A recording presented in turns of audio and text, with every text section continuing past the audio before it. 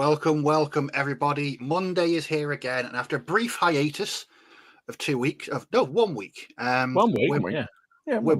It felt like ages since we've done this. It really. You know what did? It really felt like a long time. It's because we haven't talked to each other since the last one. So I went on our chat the other day. I was like, no one's talking to each other. I know.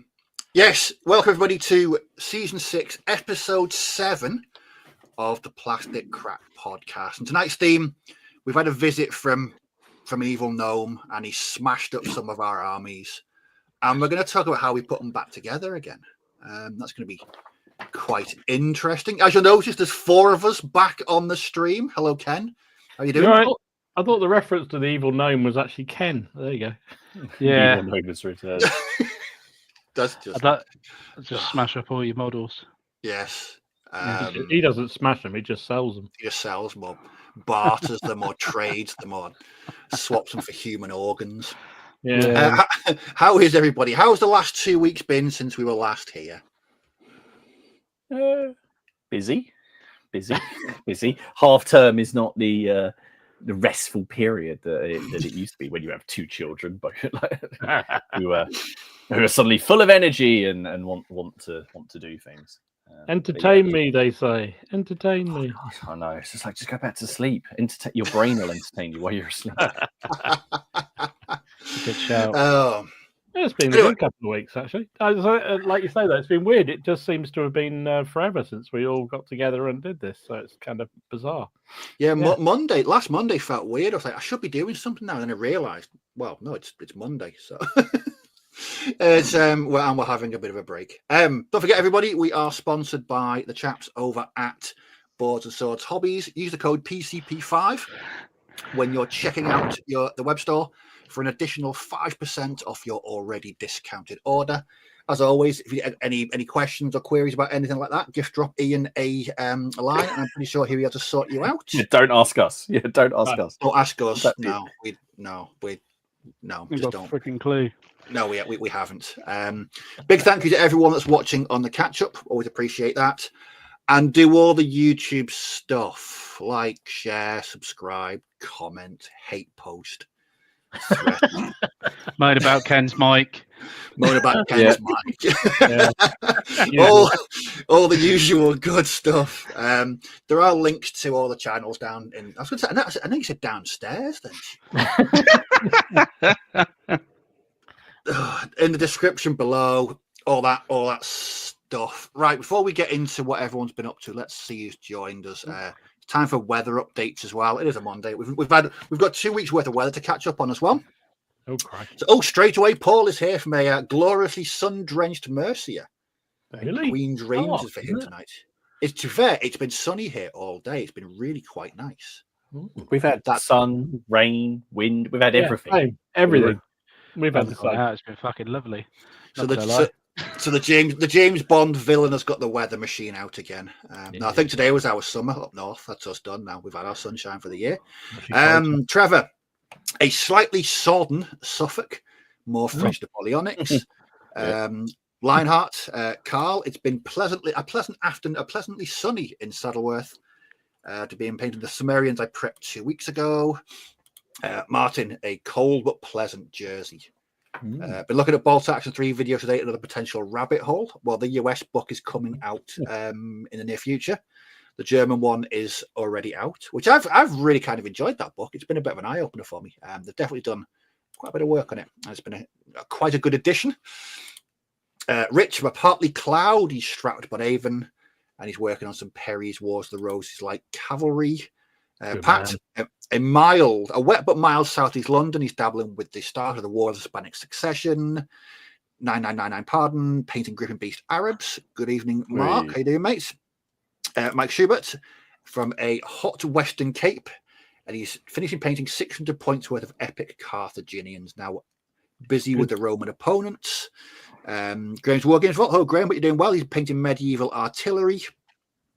Don is a bit of a heat wave.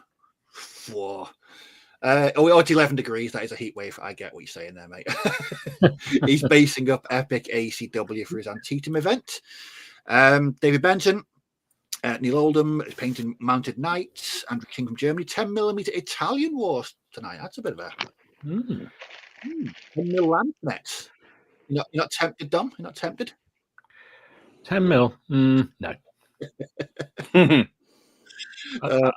Yeah, I thought for a millisecond, and that was just for effect. Decided it wasn't fit. It wasn't your bag, really. Betty's here. Hello from Northern Poland. Pretty cold and foggy.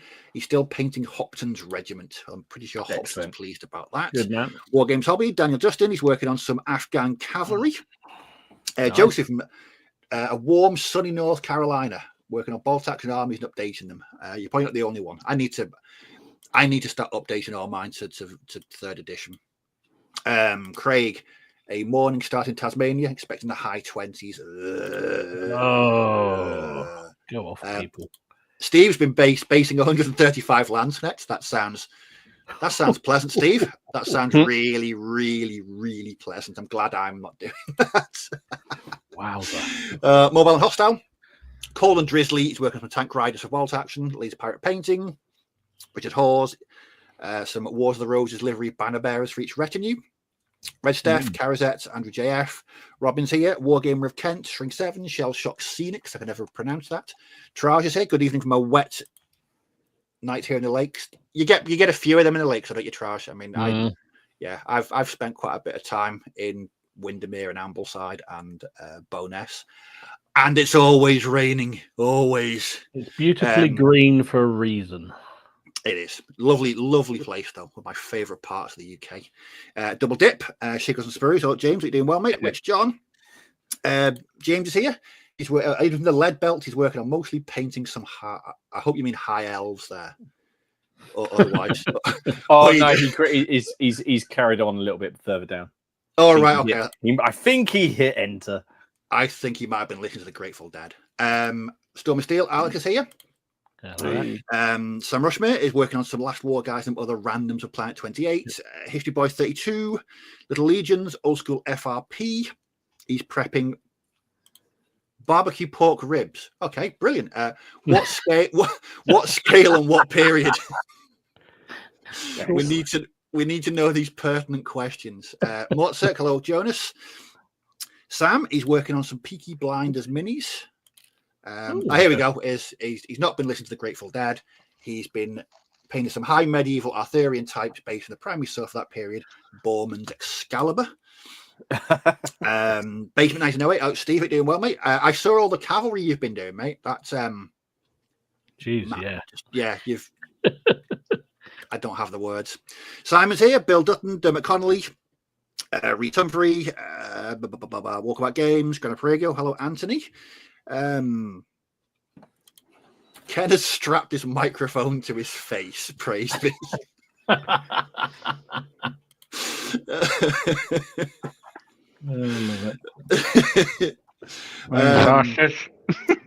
Casper, Miller's Miniatures. Oh, we're doing well, Miller. Paul Hicks. Say it, Paul. Shrink 7, Marky Sparky. Simon from a wet Somerset, working on a great Berlin build.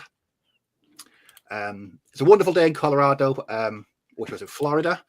Yes, I think everyone was. Wargaming History, Newsphere, Carson Lambert, and we're at the bottom, and nothing fell over, which is always good. I'm still intrigued by the barbecue ribs, though. That's I'm kind of getting hungry now. Anyway, I was going to say we're all starting to get hungry now, aren't we? Oh, nice. Yeah. Short ribs. Ribs. We have a new meat restaurant in Bury St Edmunds, like dedicated to meat, and it's called Meet and Greet. I really want to go there because it's just 3 long tables. There's a free. I mean, I don't think it's really it's. I know a vegetarian who went there. She didn't have fun. I felt bad for her. I really did feel bad for her after she told me, since she went there as part of like a group event, and but they sat her next to the freezer with the big hunks of cow hanging in it. But it does look very tasty. If you guys make it down here, we'll have to go because it's very close to the Belgian beer place as well. Oh, what a combination! Beer and meat, lovely. Mm-hmm. My God, that sounds like a day and a half. Brilliant. Okay, chaps, what's everybody been up to? Let's start with Ken. You're all right. Yeah. So, yeah, we will start with me when I'm here. 'Cause you always catch me off guard as well when I think, oh, they're not going to say me this week. But no, they did. So this week I have been painting the Fellowship from Lord of the Rings. I finished painting every single one of them now. Cool. Tonight cool. I've just put the basing, so the initial layer of where is it? The initial layer of filler mixed with paint to do the bases. Let that dry overnight, and then I'll come back and paint over it tomorrow, and then dry brush it, and then they'll be done, which will be nice. That'll be the Fellowship finished. Finished that. I finished the Gandalf figure completely, actually. Where is it? See if I can find it. There it is. Let's try and oh god, here we go. Minis everywhere. See if I can zoom him in a little bit. Yeah, that's me. That's Martin. Oh, hello. Hi. You've been painting Martin, have you? Okay. Why am I? What's going on? I'm trying to get Ken on the big screen. Can someone get Ken on the big screen?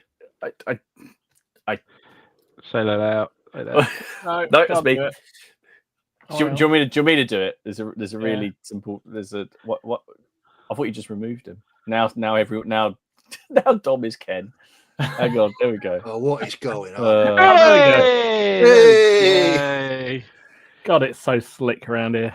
Oh, professionalism. So yes, Gandalf. I like that white, Ken. That white's really nice. Thank you very much. Very cool. Yeah. Have it on his tactical rock, of course. Yeah. Tactical rock, because why not? So yeah, I finished him. To be fair, he's not my favourite. I'll show you my favourite just quickly. Out of all of them that I've painted, and it's this Gandalf here, my favourite. That's the one that came with the Fellowship set, isn't it? That's the one who's sort of like leading the way through Moria. So if you can see the sword, it's glistening blue. See? Cool, nice. Oh, yeah. So I've got the effect of it glistening blue, and that's through the what paints they did, bloody Green Stuff World. The colour shifting. Oh yeah. The colour shift paint. So it's the blues, obviously. For was it them? Colour shifting? Yeah. Where is it? I'll find it. They had a big argument with Vallejo over it. I can't remember. That's one it. of them does something called shifters, and one of them does one called colour shifting, and then colour. Yeah, it's Green Stuff World colour shift. Yeah, cobalt blue. So that's for the sword and also any gems. It's really quite nice. It works obviously because the sword being elven, it glows if orcs nearby, so it looks quite smart. I've done the same with Sting on Frodo as well, and it actually makes the mini look pretty decent, which I'm quite happy with. Cool.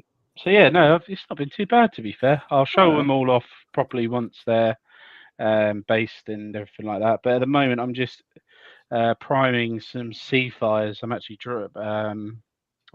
brush priming. Yay! I know, it's crazy, isn't it? What's happened to you? I don't know. I was having a child. So yeah, I'm just brush priming at the minute. I know it's really weird. I'm just trying different techniques, to be fair, with these planes. No, it's just because the paint will go on thinner. Using airbrush primer as well. So especially, I don't want to clog up all the details, so I'm just doing that. And I'm not really in a rush to finish them either. So it's just a nice little chill out and relax sort of thing. But yeah, no, I'm happy with that. Do you know the base that comes with the Fellowship with the original base, this big circle? Yeah. So I primed that as well. I primed that grey, and I'm gonna paint that as well, which I'm really looking forward to doing. To be fair, cool. Be like a real nice centerpiece. So yeah, I've had not bad couple of weeks, to be fair. To remind me, before we came on air, you joined in. And I've been having an argument with my daughter because I think it's next week is World Book Day, so she wants to go as Gandalf. Genuinely, this is my girl. So she wants to get the beard and stuff, which I think is ace. She basically just wants to stand at the school gate and shout, "You shall not pass." You shall not pass. So I found a costume on eBay, not eBay, Amazon, and she doesn't like she wants to be Gandalf the White. And I was like, no, but Gandalf the Grey says that you shall not pass bit. And this is now developed into she prefers Gandalf the White and I prefer Gandalf the Grey. Oh, I prefer Gandalf the Grey. I prefer Gandalf the Grey. I know Steve has no horse in this race. Dom, what's your opinion? I mean, I'm probably the wrong person to ask. I'd probably go Grey, to be fair. Yeah, Grey is just white is just too serious, and he's just. Oh no, charming. Yeah, but I know, but she's like, no, he's more powerful, he's better. It's like, okay. Martin, Alex has got a all about plan power for you. Dress her up to Stalingrad. Mean. Good stuff, Martin. That would take some explaining, wouldn't it, at school? Blimey. Yeah. Oh God, interesting. So, Martin, what have you been up to? I have been doing quite a lot, but I tried to focus because I got quite a few things all happening at once, including like editing. So we had the Ruckus game, which was like the polar opposite of our first game. So congratulations! You actually killed people. Well done. Yeah, I know. I enjoyed that immensely. It was very good. There were people dying. My guy just ran, like the first action that happened was my billman just ran onto the board and clobbered a French crossbowman to death. So it was very ambushy. Yeah, I mean, I think, I mean, so I really enjoyed the first game because it was nice to get used to the system and everything, and it was quite a gentle way in. And then the second game, just all hell let loose, and so I think it just shows how appallingly bad our dice rolls actually work. So I sat there working out averages and things, and even by like my standards, that first game was abysmal. In this game, though, it lured us into a bit of a false sense of security. So we were sort of like, oh, no one's going to hit us. We're gonna run freely. Oh, he's dead. Oh, okay, we're gonna go over it. Oh, he's dead.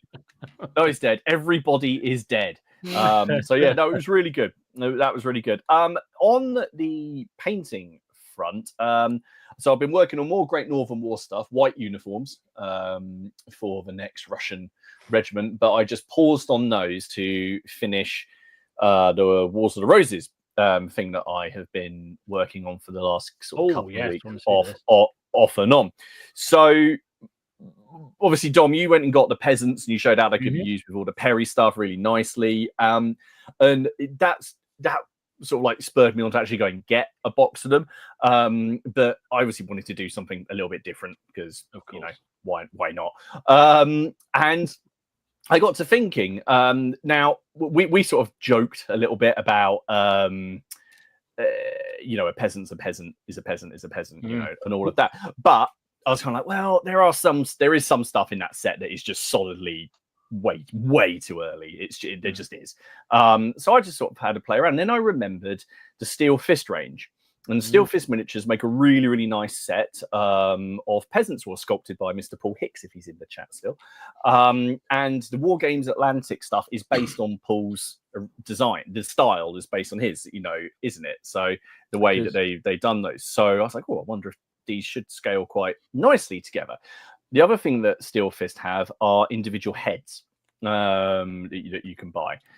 So just packs of heads, and because I was like, well, the main thing that sets the later period apart from it is the headgear. So I went a bit mad and I created a whole division's worth of raised levy, but based on I've been a bit sad. So I've actually gone and got a bit I've gone and got the muster lists for the city of York. Well, actually, no, I got the probate lists for the city of York in 1467, the Southampton muster. And I was like, right, I'm going to actually do this. So I've used, mainly it's the bodies from the War Games Atlantic peasants, but there's Perry bodies in there. There's Steel Fist miniatures in there. So that's one box of the peasants. There's about 15, 18 of the Peasants' War miniatures in there. There's individual heads in there, which I can show you here. Sort of like this chap here I've swapped out. So he's actually got 15th century heads. And I've used sallets on pretty much everything.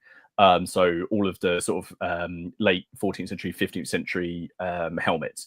Because one of the things when I was doing the research that I thought was quite hilarious was that people were rocking up to battles and bringing like 3 battle axes, 2 sallets, like 2 long bows and 10 sheaves of arrows, which I just think is really funny. That they were just stockpiling all this stuff. So what I did was, let me see if I can do this in the right order. So we have one never too mad salads. I love salads. I really do. I really want one for the hobby room, like a proper one, but not like a large. You want to find like one. actual, That's what you want to do. like you want to find a salad. Yeah, but then I have to give it back. So we have a unit of just billmen. I'll be using those as. Then another one, which has got the mixture, and I wanted to just have lots of colourful stuff in there, as much as possible. So there's still a couple of armoured blokes in there, because I can't remember if I shared it with you guys, but I found this record of this guy who came along with a suit of armour and a spare one, which he probably gave to somebody else. Which I thought was quite amusing. So I've just given them the English arms, just because then they can be anyone. And then some bowmen as well. And then what I wanted to do, because they're meant to be, the idea I've got behind these, there's a video coming on this, is more that they're a town defense or something like Cage Rebellion. So they haven't had the time to put on all the armor and the brigandines and all of that kind of stuff. I decided that for the basing, I wanted it to be partly sort of cobblestone. So I sort of used my roller and milliput, and I've created sort of these cobblestone areas on the bases, which I guess was probably maybe taking it a bit too far. But it added a day and a half to the project while all those bits died. But yeah, it's been a lot of fun. And then just because for the command, I converted, so that's a Perry miniature plastic. I hollowed out the helmet so he could actually get his hand in it, and then that's a steel fist head, and then those 2 guys in the background who I thought looked quite sort of high, well-paid servants. I chucked those on the base as well, but he's actually based on merchant who allegedly defended Dunstable against the Lancastrians. It didn't go very well because he hung himself after the battle, apparently. I've that flag there I commissioned, and you can remove it from the base. So I'm going to try and do a few other flags so then they can represent multiple forces. You sound like Steve, mate. The amount of kit bashing you've done, it's ridiculous. Well, I mean, to be fair, yeah, Dom had done. It was just really cool because Dom basically did the hard bit by seeing if everything would work, and then essentially. Then you went absolutely bananas with it. I went bananas. I mean, I'm surrounded by lists of 15th century musters, which is actually, trust me, interesting. It is actually quite cool, especially when you realize these guys were just armed to the teeth. Because the main thing is the problem is that the bill and bow box. I saw an argument online, and I didn't comment. But that bill and bow box essentially is just so good for representing pretty much every troop type in the Wars of the Roses. Because that's if you were mustered for war, that's what you would have been wearing. If you're caught sort of unawares, or if you're kind of raised on the fly, then you're going to be bringing your pitchfork. So I was very tempted to do Cage Rebellion. I just need to get with someone else with a lot of peasants, Dom, and someone to build London Bridge, which would be Robin.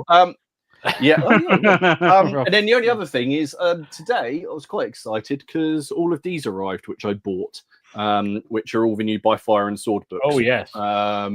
Because they did their Kickstarter, and I didn't back the Kickstarter, but it's a game that I love, and I got suckered in, so I bought all 4 of the books. That's the rule book, the playbook, the 2 army books, and then just because I don't know why, I bought all the unit cards as well, which are lovely big tarot-sized cards as well, which are lovely. Because you've got the starter set, haven't you, Dom? I have, yeah. Well, I did the last. I managed to do the late backing or whatever it was for it, but I haven't done anything with it, so maybe it'll encourage me to get onto it, seeing what you do with it. Yeah. It looks good fun though. Yeah. No, it was good. Were individuals named in these musters? Yes, they were. And in the probate lists, it's really funny. There was before you, the bishop. Was it the bishop? Might have been the Bishop of York. I can't remember. But basically, when they list the probate stuff, it's room by room, and someone went into this room and they're listing off, and it's like 37 helmets, 1 rusted suit of armor, 65 swords, 29 battle axes, 1 broken, like this, just like right all down. Wow, that's dedication, mate. That's dedication. Yeah, no, it was fun. It was fun. Although researching, because that Dunstable flag, that's a conjectural design based on the research that I've done. So it could be utter horseshit. But I even contacted like some people in Dunstable, the Historical Society. I contacted John and Note are really sad. I actually contacted the College of Arms as well. That definitely sounds button countery. Wow. I just wanted to know. I just wanted to know. Yeah, I'm not button countery. It had a really busy week and it had been really tough with the kids. And listen to all this. Yeah, been up to. I didn't say because it was eating into this time. Oh, okay, fair enough. It was eating into this time. Bless them.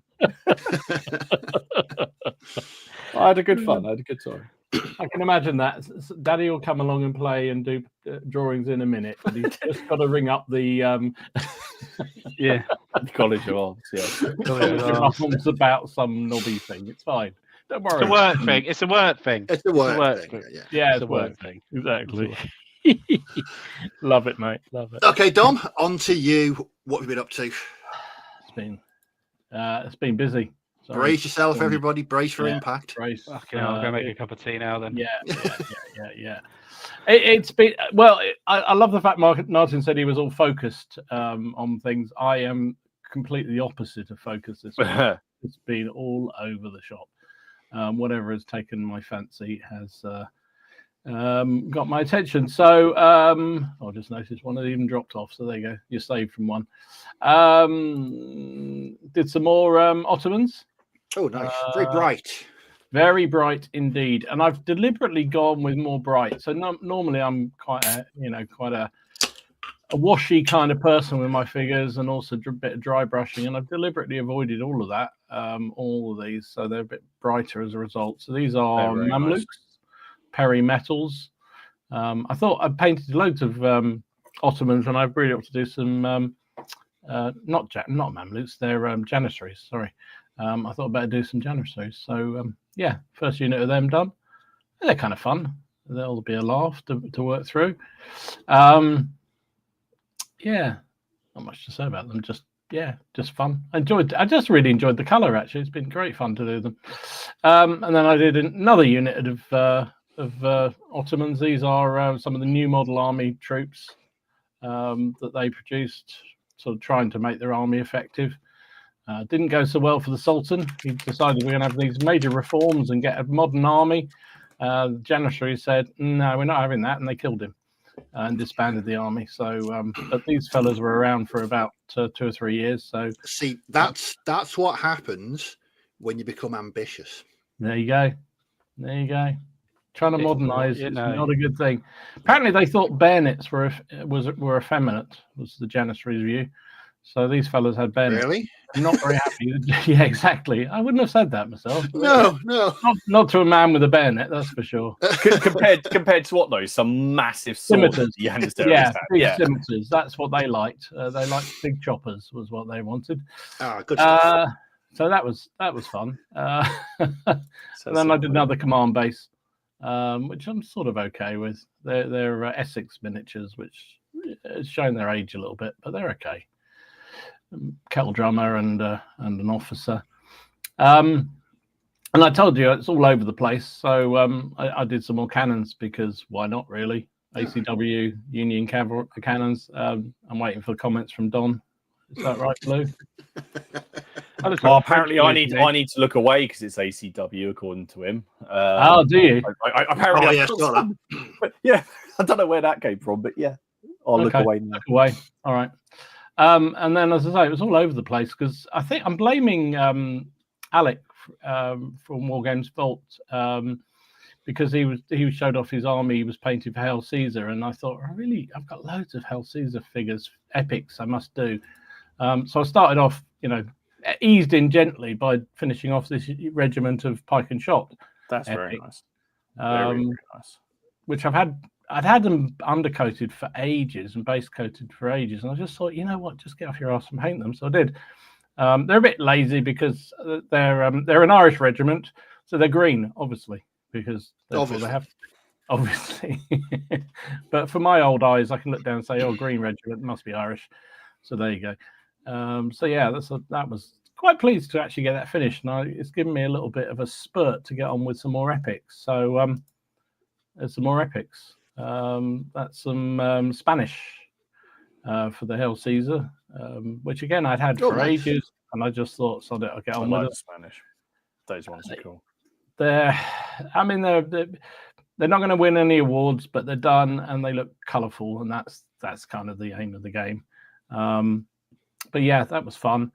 And then Warlords, I know you've got some as well, Martin, but Warlords very kindly sent me the new Gallic, Celtic box army to look at, which is coming out very soon, because I really wanted to get my hands on the chariots, see what they were like. So there's some chariots. The first 3 I did this weekend, which I'm quite pleased with how they came out. Actually, they're lovely. Oh, very nice. I like the fact that in them they've actually bothered to put like a little divot to stick the driver, but I sort of was like, why isn't there a little divot for the other guy? I don't quite get it. And the other thing I would say, that having done them, is a tip for you if you haven't already done yours, is I would next time, and I've got another 3 to do, so I'm going to do this with my other 3, is chop the pudding bases off entirely, because the problem is for the chaps. Yeah, because they don't, even though they're at that little slot that goes in, it shows the base still stands out like a sore thumb on the back of the chariot. Okay. So I would chop next time. The other 3, I'm going to chop the actual base off entirely. So, but they're quite fun. The one in the far corner, that's the proper rider. But you get these various officers. Why not use one of those? And so I put one in there. I've done exactly the same, funny enough, on here as well. I was clipping them off. I've just clipped off 2 of those riders with the spears. But there's this chieftain here, so he can go. I see you chuck the put Boudica in there as well. Yeah, definitely not Boudica. Definitely not Boudica. Definitely not Boudica. She's in there as well. They're very nice, very cool. Yeah, again, they won't win any prizes, but they're fun to do. Then I thought, out that box, what haven't I done before? So you know what I thought I'd do? Some butt-ass fanatics. So scares me how alike we are. I'm getting concerned. So they're fun to do. I mean, again, they are easy as to do because we got no clothes on. Look. Well, yeah. So you just a bit of contrast paints on them, and Bob's your auntie, and they're done. But they look pretty effective. So you get basically 1 unit in the army box of Gallic fanatics, which I did with those. So that's what I've been up to.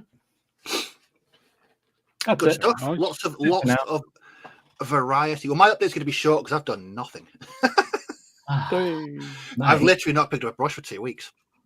Really? No, I've not done anything. I mean, I've been doing other things. I've been playing loads of video games. That's literally what I've been doing for 2 weeks. What's your latest poison of weirdness on the computer then? Come on. I'm playing this Sniper Elite Resistance. You're still shooting? I am not joking. I've played most of the Sniper Elite games, but this is just so enjoyable. I was talking to a mate about it before. I said this weekend I spent 4.5 hours straight yesterday just on one mission, and then there was 4 hours on Saturday as well. But I was saying to my mate, I'm so involved in playing this game that I spent 20 minutes not even just monitoring patrol routes with binoculars. That's all I did. Moving between 2 roofs.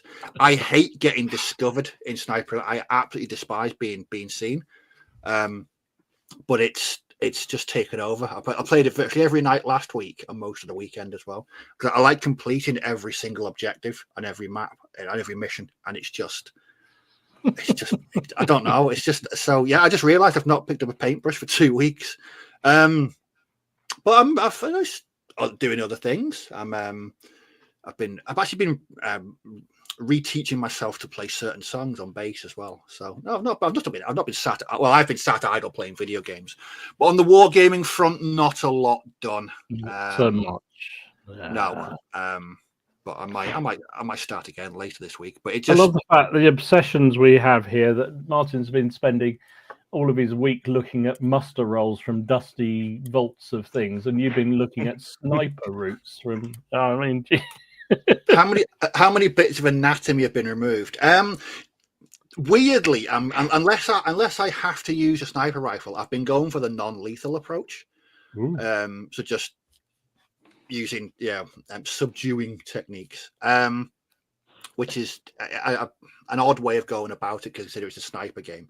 But there's been some awesome anatomy removal so far.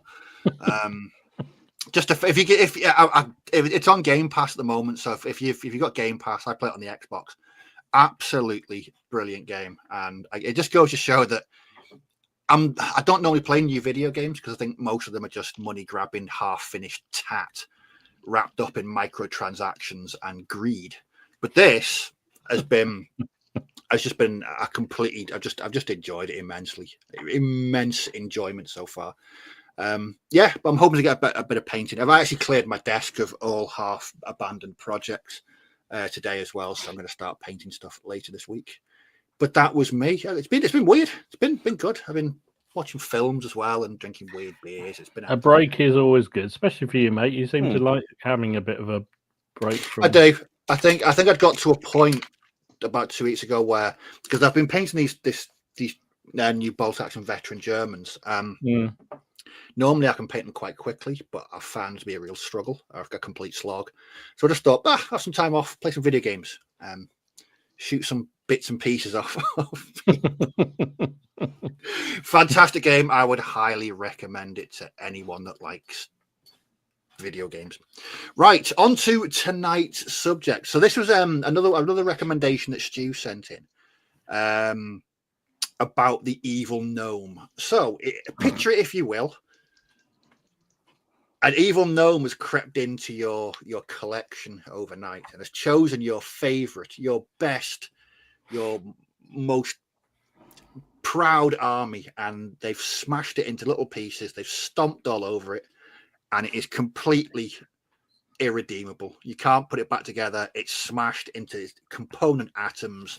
It's just gone. It's gone. Little bastards. Exactly. Gnome/child. Gnome/child. Yeah, it could be gnome, could be child, could be a cat. Anything has smashed it up. Actually, it's probably a cat that's done it. I would blame a cat for breaking it all up. So your approach, what are you going to do? Are you going to just cry? Just cry. Oh, obviously. Cry an awful lot. I mean, there's two things that make a grown man cry. One is the end of Gladiator, and the second is Breaking Figures. Everyone should be in tears at both of those scenarios. True. I didn't really like Gladiator.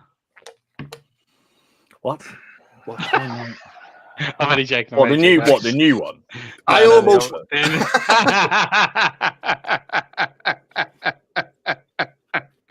There's no VAR on that one, mate. No, straight.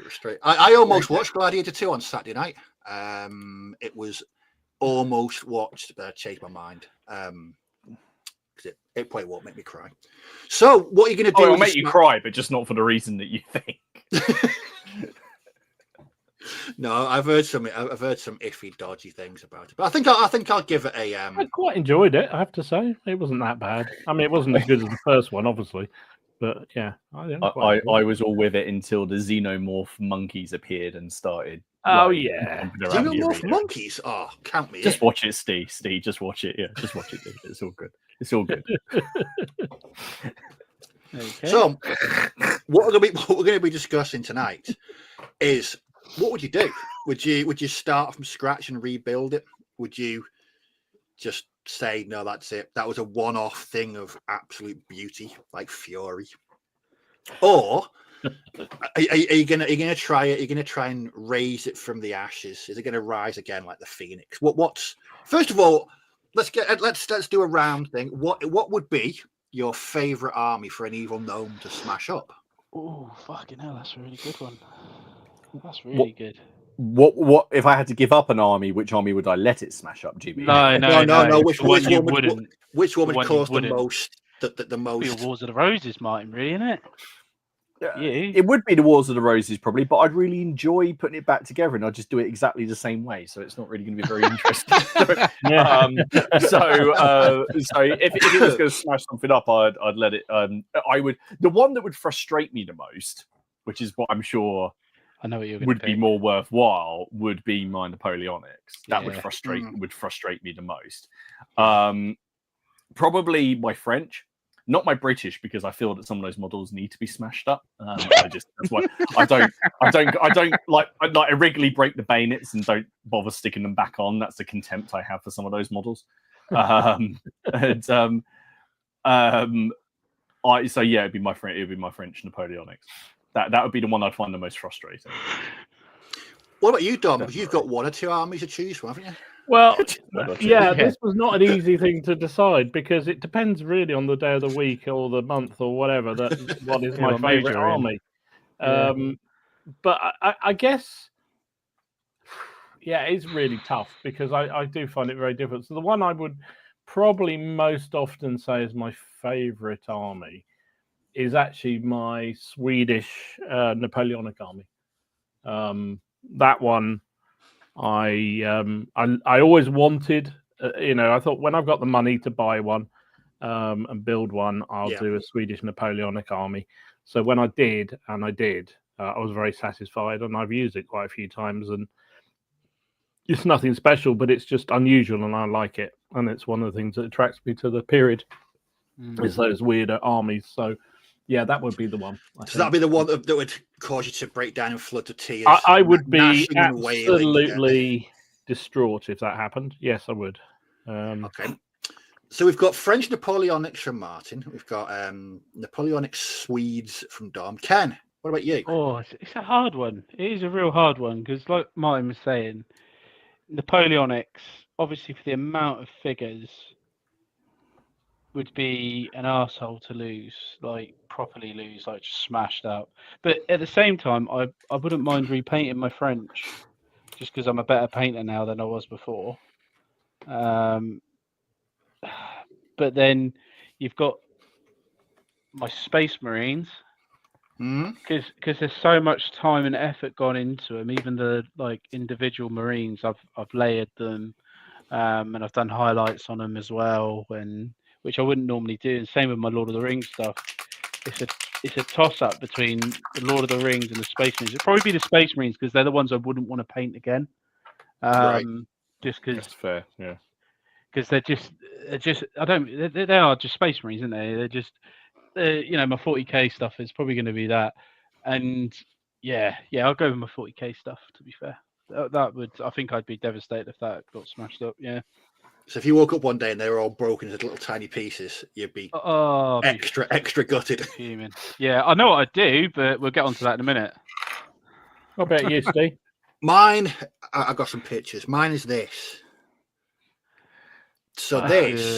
Is that you Americans? I can't tell. It's my Winter US Airborne. Yeah, you spent ages on them, didn't you?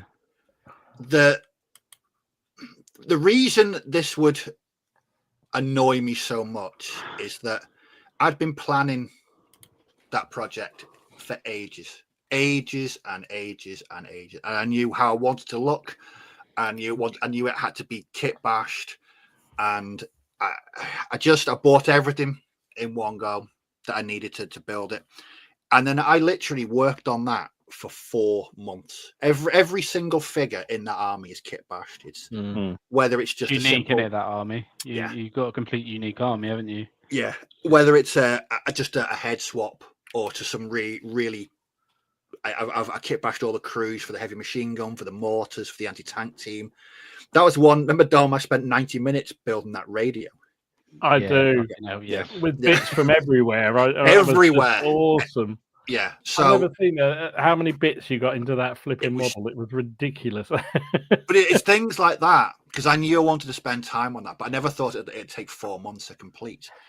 Now, if I woke up one day and that was smashed or broken or just crushed into dust, I honestly would feel very. First, I'd rage for a bit. I'd be flailing around like some kind of dervish. But Taz. yes, something like that. Then I don't know. Then I'd probably start crying. I think it's for me. It's not.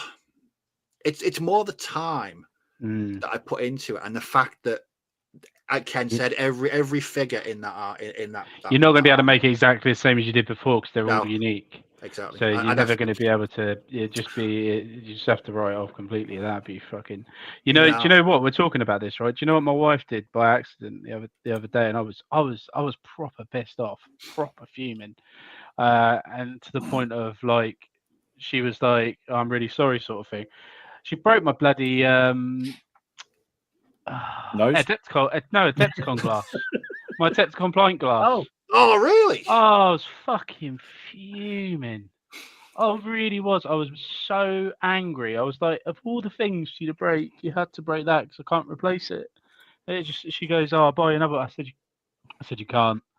I said, "It come from the States." I said, "It was a present," and I'm like, I was proper gutted. I was proper miserable for the whole day. You have really annoyed me. all day. Yeah, I did. I really did. I really had a hump on. And the best part is she understood that I was pissed off, which was great. So it's like, oh my god, you actually understand that actually means something. I knew that was good. Don's come through for you. He says he'll get you another one. To do what, sorry? You don't have to do that. Oh, it's really nice of you, mate. But you don't have to do that. Honestly, it was really, really nice. Yeah, I was fuming, mate. Seriously, it's like breaking like the PCP glove. At least we can replace it, but that was just like, it's just so, and it was just such a annoyance thing because I told her, don't use my pint glass for your water at night time, please, because I don't want it broken. And yeah, that's what happened. I was just like, the rage built. Mine's in a cupboard out the way, so it doesn't get used as I used it all the time. It's what I drank everything out of. I loved it. I don't know. Well, okay, so we come for the wargaming and then we stay for the marriage counselling guidance. Yeah. When it comes to broken house, you know what we're like. We go off on a tangent. It's great. Okay, then, so your army's smashed. It's in pieces. We've gone through the 7 stages of grief. Maybe some of us have listened to the Smiths. That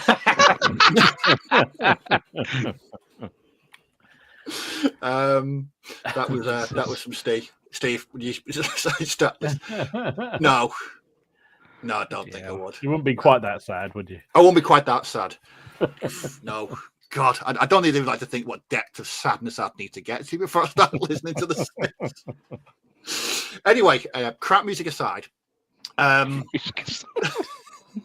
going to do a quick tangent again. You know what you haven't done in ages? You haven't updated the playlist. Oh, for Spotify, I know. Yeah, we got to get back on that. We had some more. Got to put some more on it. I did say 2 weeks ago I was going to update. Okay, I'll put a post in the Facebook group tomorrow. Definitely. What was it we were going to? What was it? Well, somebody came up with a suggestion. It was the one about the lizard gizzard thing. Oh, that was it. Yes. Yeah, I couldn't remember the songs. I fell asleep and then things just fall out of my brain, so I can't remember. You just want to get back to shooting somebody's knackers off. I do. That's my current favourite hobby is bollock evisceration. Right. Well, I thought it's death metal band, bollock evisceration. Yeah. Love it. Okay, so everything's smashed. Would you start with replacing it completely, like for like, as close as to the original as you can? Can I go first? Yeah. I'm going to be the complete opposite, and I would go along the lines of an insurance claim. Of course. God. Why are we not surprised by that one, Kenneth? Because my minis are insured. Can I just say as a disclaimer, anything that comes out of Ken's mouth in the next 10 minutes about insurance, It's not reflective of my I'm not a channel financial or advisor. me at all. None of us are financial advisors. No, We don't- not financial advisors. No, nothing. Just nothing as to bloody do with well. money. Yeah. So no, I'd probably go down the line in a genuine seriousness because my minis are insured. I'd probably and I've insured them for a fair amount as well. I would get them commission done to the most high standard I could for the money that I would get, because I wouldn't be painting them again, but I would get them commission done 100%. So I would go the complete opposite of, I would really want them back, but I don't want to do them. not at all. Not at all. I wouldn't want to sit there and, well, even thinking about it now, just having to paint all those Space Marines again. Oh my God, that would just be, because yeah, So I'm not laughing at you, Ken. Sorry, I've just seen this comment. No. Sorry, can I put this up? I hadn't heard of this heard list of until the Smiths. PCP. Thought I'd give them And a it- listen and it couldn't be that bad. I was wrong. Oh dear. man. Yeah, Oh so, my God. no, I know what you mean, Ken. I definitely know. It's painful. You know, I'm fucking hell. It's I know bad. what you mean. I know what you mean. Can you imagine having to repaint something that you've done it because you really enjoy like the setting, or you enjoy the story behind it. You might not enjoy the minis per se, but you like playing games Yeah. that are story based. But having to repaint them all again, that would just nah, just a no. It's just a no from me. I'd rather not. I'd rather take the money and not have it. Do you think as well that if you did sit down and try and repaint them, they just wouldn't be? They wouldn't, would they? Because you're not at that level. You could have been when you were in a really good painting spree, when you were painting, say, solid for every day for 2 years, and you were really on it. But then you've had a couple of years break from the hobby, and your painting's not up to scratch of what it was back then, and they're not as good. Could be the opposite. Could be better. But they're never going to be the same, are they? They're never going to be at that point of your hobby journey. You're not going to be able to recreate that. That's why I think I would go complete opposite and outsource it, shall we say? So yeah, That's a very diplomatic way of putting it. yeah, outsource it. Yeah. There is. I've got to see a lot of people in the chat saying, "Isn't it covered under your contents insurance?" Yeah, it would be normal. Like, say the cost of the figure itself, the plastic cost, the straight cost, but the painting side of it wise, how can you value that how would a home contents value it? So you can get separate insurance for your minis, a bit like my trains. I've got separate insurance for those because they cost so much money. I'd rather pay an extra £7 a month, and if that all went to Tong, I know that I'm going to get all my money back. Same with the minis. And yeah, my minis cost me about £16 a month to insure separately. Insuring my Stradivarius violins takes a bit more than that, but yeah. Well, it's more the fact that I've done that because I know, like Martin said, children. I never used to. It's only been the past 6 months I've done it because I thought to myself, when Sophie does get older, she is going to be able to come in here at any point. All I've got to do is take my eye off her for 2 seconds when she's 4 or 5, and she'll be in that case, and anything can come out. God forbid she pulls the case and accidentally falls on her. I'll have to that's actually a really good idea. I need to buckle that against the wall. I need to do that. It's a very good idea, actually. I didn't even think about that. She will pull on it. You can guarantee. Yeah, you 100% she will. Yeah. Oh yeah, that's actually a really good idea. I better do that. But she can't walk at the minute, so she's not in here. But I will have to do that. I'll do that this weekend. I'll make a note. But it's one of them, isn't it? It's just one of those devastation. You're mourning it, isn't you? Really, when you think about it, because especially if you've done a massive, say, I don't know, say you got, well, even if it's 50 figures painted to a high standard, very high standard. How long is that going to take? Well, it always reminds me. Remember that when years ago, I don't know how long ago it was, when GW announced the end of the old world and the start of Age of Sigmar. Yeah. And that bloke famously set fire. Oh, don't he set fire to his minis? Yeah, he set fire to his high elf army. And I just thought, what an idiot. Well, yeah. I mean, I reckon he probably had arsonist remorse about 5 minutes later. Because, but it's just, I mean, I couldn't. I mean, that's why people say, no, don't I ever sell things? I couldn't. If I've painted just one figure, I couldn't sell it because it's mine. I've painted that. It's so the thought of selling an entire army, I couldn't do it. I mean, last Yours year are not game pieces to you, though, Steve, are they? To me, they're game pieces. They're enjoyable game pieces, but they're game pieces.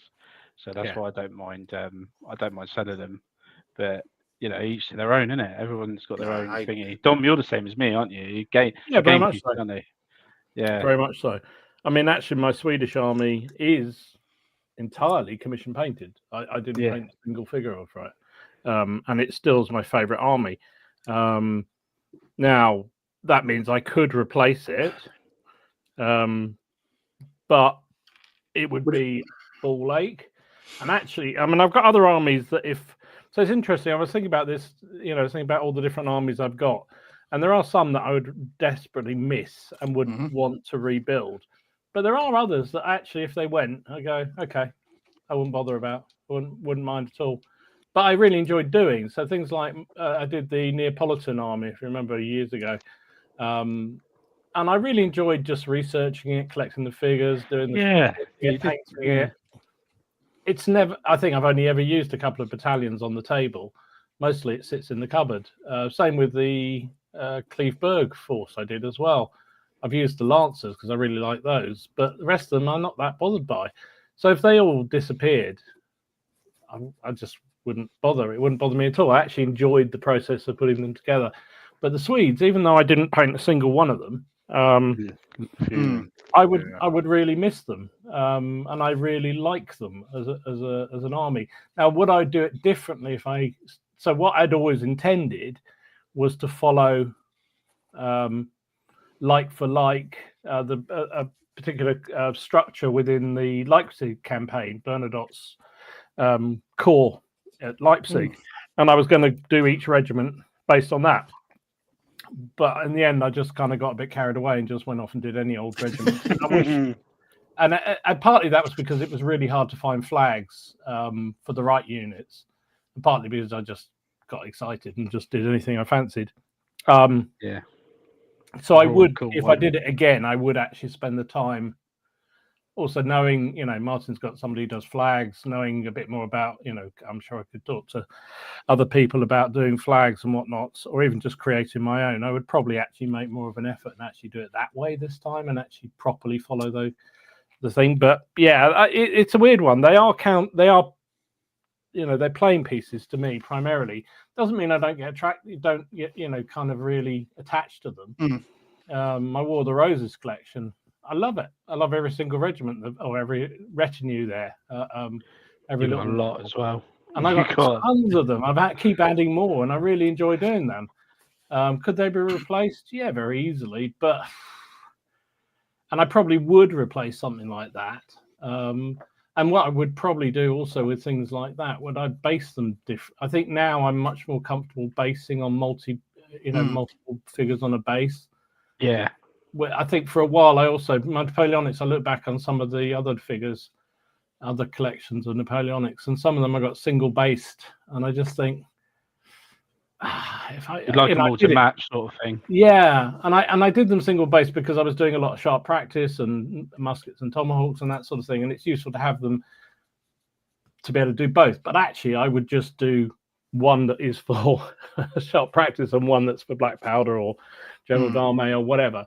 Mass based, and then actually put a bit more character into some of the regiments, multi-base them in that sort of way. So yeah, that would change. But yeah, the Swedes would be, don't know. That would. So what you're saying there, Dom, is you'd be distraught, but it's also an opportunity. Yeah, absolutely. Every what do they say? Every bad thing is just an opportunity to improve everything. So it is an opportunity. It always is. Has to be, because otherwise you would just cry, wouldn't you? Yeah, you can guarantee that if you woke up tomorrow and your Cleveberg were gone, you'd be a bit hacked off. I'd be a bit upset, but actually, if they went, as I say, I wouldn't I wouldn't actually mind. I'd be annoyed that somebody had come in and half-inch them, and I'd be onto the phone to the Rozzers and go down to Southampton because I know somebody. Oh, do you know what, mate? Do you know what? I was literally gonna say I'm waiting for Dom to say Ken's been round. I'm fucking. I had it right here on my tongue. I was waiting for it. I was gonna do a joke about it, but you beat me to it. I can't. Is that Napoleonic Crime Stoppers? Yes. Yeah, exactly. I'd like to put an anonymous tip in. No, they'll say, "Oh, we know exactly who's got them, mate." Oh, yeah. So no, I think that would piss me off, and I'd think, But I think there are definitely armies. I'm mad for just ridiculous amounts of figures I collect and paint and stick in boxes, and there are some that I absolutely love, and there's others that I've sort of enjoyed doing, but there's like, okay, they're done, and actually I'd be quite happy to sell them on if I thought I was never going to use them again. So I don't have any qualms about selling figures. I just don't like to feel that I'm missing out on something I could then use. That's my problem. So if it's something I know I'm just never going to use, I don't mind selling it at all. Well, like your extensive 40k collection. Yeah, I'm saving them up for when they become really valuable, mate. So, Martin, your French Napoleonics, they've been crushed underfoot. There's bayonets and drums and copies of Morris. Let's get the drum in there. There's the drum. The drum, didn't they? The drum is smashed. So everything's smashed into smithereens. What would you, like Dom, see it as an opportunity to rebuild it in a better way? Like the $64 million man. Yes, slightly. So I always regret with my when I did my Napoleonics, which was sort of after that I'd done some bolt action stuff and Flames of War. Napoleonics was the sort of biggest historical thing that I'd done. I was very rigid on the way that I did things. I had initially I did a little bit like Dom did. I had some single base staff. I had some on 40x40s, but that was just because that was how that set kind of recommended you based it, and then I realized it was talking out of his ass. I went and then I based everything on 60 by 45, which is but now I've said on this quite a lot. I'd completely redo my basing. Even now, if I had unlimited time, I would quite happily rebase my entire Napoleonic collection onto deeper bases with more interesting basing and it looks fantastic. Even from 65, how big would you go with it? Oh, I would do it in the way I'm doing the way I'm doing my Great Northern War is the way I wish I'd have done my Napoleonics. Much deeper bases on 70 mil deep bases at least. Wow. So you can actually have 3 files of troops on one base, but also have a little bit of movement in them. So they're not all, because the basing on for me on those, they're like that, and I get that they were they were tightly packed, but there's a bit of a wave in the line, and then you can chuck a casualty on, you can do something a bit interesting, like have one hopping over. But I like that. That's what I enjoy. That's what I've tried to do in I started to sort of play around with it when I did my ECW, which was one of the projects. Well, the Wars of the Roses has obviously always gone on, and I think in the Wars of the Roses you can see I kept them on 60 by 45s, but I've kind of progressed quite a long way with what I do with the bases. But the ECW was where I really started sort of changing things a little bit, and then by the time I got onto the Crusades, I just done things very differently. So I would completely change the way I base. Now, I think as well, I'd probably do smaller force, because at the time I was just like, I just need to have as big a force as possible. And even, and I was quite happy that where I got to, which is, I can't think of a game where I've used every single Napoleonic miniature that I have. I think I got close to about maybe 3/4, 2/3, 3/4. But I like having options of things to pick from. So what I would probably do is reduce the amount that I had, maybe by half. And then just focus on it a little bit more, not necessarily up the standard of painting, because I'm quite proud of some of that, but I just make the units look more interesting, more sort of the diorama basing that I do, I'd go along those kind of lines. I think that would be quite fun. I have sat here and considered when I've been adding units. Well, we've still got a load of Napoleonics over there, and I look at them occasionally and think, oh, should I add a French brigade? And then, oh, maybe I should do them on those other bases. And then it's like, but that'll be that one unit that just doesn't match anything, and then that might actually trigger something in me that makes me sort of. Does that make sense? It's just I don't. I'm very pleased with my. I'm proud of my French Napoleonics and my British. They were the first big historical project I completed, and because I did both of them at the same time, I was quite religious about doing one British unit, one French unit, and so on and so forth until I built up these, two pretty big armies. And if it was gone, I think I'd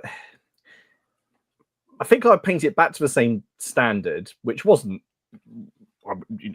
just a good tabletop standard. I spent a little bit of time on the command bases, which is what Dom got upset about when he first saw my videos, and with the bayoneted British soldier. But I think I'd spend more time on it. I think that's what I'd do, is just I'd use it as an if time wasn't a factor. I think realistically what I do is probably go, I don't play Napoleonics often enough anymore to warrant building an army when I've still got a surviving British army. And I'd probably just go, no, I'll just leave it. But if I had the time, I would rebuild about half as big, but with more interesting, make it more interesting to look at. One of the things I've found also with thinking about basings and all that kind of stuff, and probably you guys, I'm not sure you had the same sort of background as me, but in terms of the gaming side of things. So, when I used to do a lot of gaming early on, every rule set changed the ways you based figures. So you'd spend forever ripping figures off and putting them on new bases and redoing them. So I think I've always been a bit paranoid about, well, what if I need to be a bit more flexible? So having a multi-base with loads of figures on is really hard if you need to rebase them. Whereas if they're individuals or in pairs, it's a bit easier to do it. And I think that's what I've always had in my mind, is like, oh God, I might have to do that. And as I've got more into the current gaming circle I'm in, and you guys as well, more and more I think, well, you know what, I'm just going to play the rules I really enjoy. I'm not going to change very much, and most of the rules now are fairly basing agnostic. It doesn't really matter terribly. So I think that's been a big change for me, and where I started with a lot of my earlier figures, some of those early Napoleonic armies I did, and certainly ECW, that sort of thing, were done because just done very conventionally. It was like 4 figures on a 4x4 base, because what if I need to rip them off and redo them for a different rule set? Now I know. Dom, I used to feel like that about bolt action when I was doing my bolt action armies. Especially the team weapons. I just thought, well, what happens if I need to, people always say, they'll all get blown up if they're close together. These days, I'd rather have a nice support weapon. Also, in that sense, it depends on the people you play with, isn't it? If your friends and you play it that, I know the template typically will only cover 2 figures, then the fact that it can actually cover the whole lot because you've done a nice base, you're just going to go, well, it's only 2 figures. It's that's something. And having worked on these Midgard Vikings, multi-basing for me, I absolutely love it. I just do. I think it adds. I mean, it just adds so much to the overall look of the figures. So with this German bolt action army I'm working on, all the HQs are all being multi-based. All the team weapons are being multi-based. I just like it. Interesting question then. I mean, just quickly on my US Airborne, what would I do apart from crying? I don't think I could rebuild it. I really don't think I'd. Really? That's done, is it? That would be done. I think it would be done because the amount of blood, sweat, tears, hours poured in to those figures, crawling around on the floor looking for spares, going through all the bits. Pissed off, wouldn't you, mate? Yeah, I would be too. All the bits boxes. I'd be annoyed, and I'd be like, I might start it, but I don't think I'd ever finish it. I really don't think I don't think the enthusiasm would be there to try and replicate, because You know, I have really good memories of working on that army. I remember, finishing work, have something to eat, and I'd jump straight back in it, and I'd kit bash and build for sort of 2 or 3 hours, and I'd go back to it the same night. And then I remember the night I finished the final figure. I was so made up. It was just elation that I'd finished what I'd set out to do.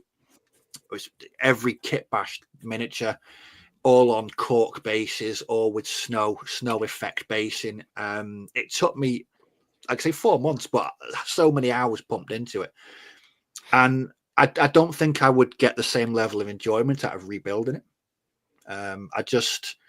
I'd probably cry over the photographs. So how many times have you played with that army? I've never used it.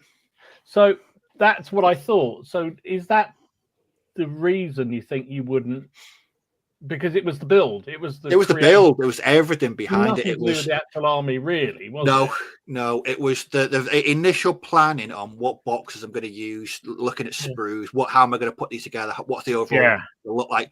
What basing am I going to use? And no, I've never played it because I've not got any snow scenery, and I don't want to play winter airborne on a Normandy map or a Normandy tabletop. But no, I've never used it. But for me, it's everything's connected because I had such a great time working on that army. I wonder whether that's, like I said with some of my Napoleonics that I never play with, it was just I enjoyed putting them together. Same as that. I mean, I didn't do as much effort as you did around them or make them look anywhere near as good, but it was just that sort of drive to get it done, finished, and how I imagined it wanted to be, and the regiments I wanted. Like, okay, done, finished. If they were to disappear, I'd be upset. I'd be calling Ken about his insurance company and who I should be talking to on it. But it's like, okay, fair enough. I wouldn't buy them again. But figures I use a lot, I would definitely replace.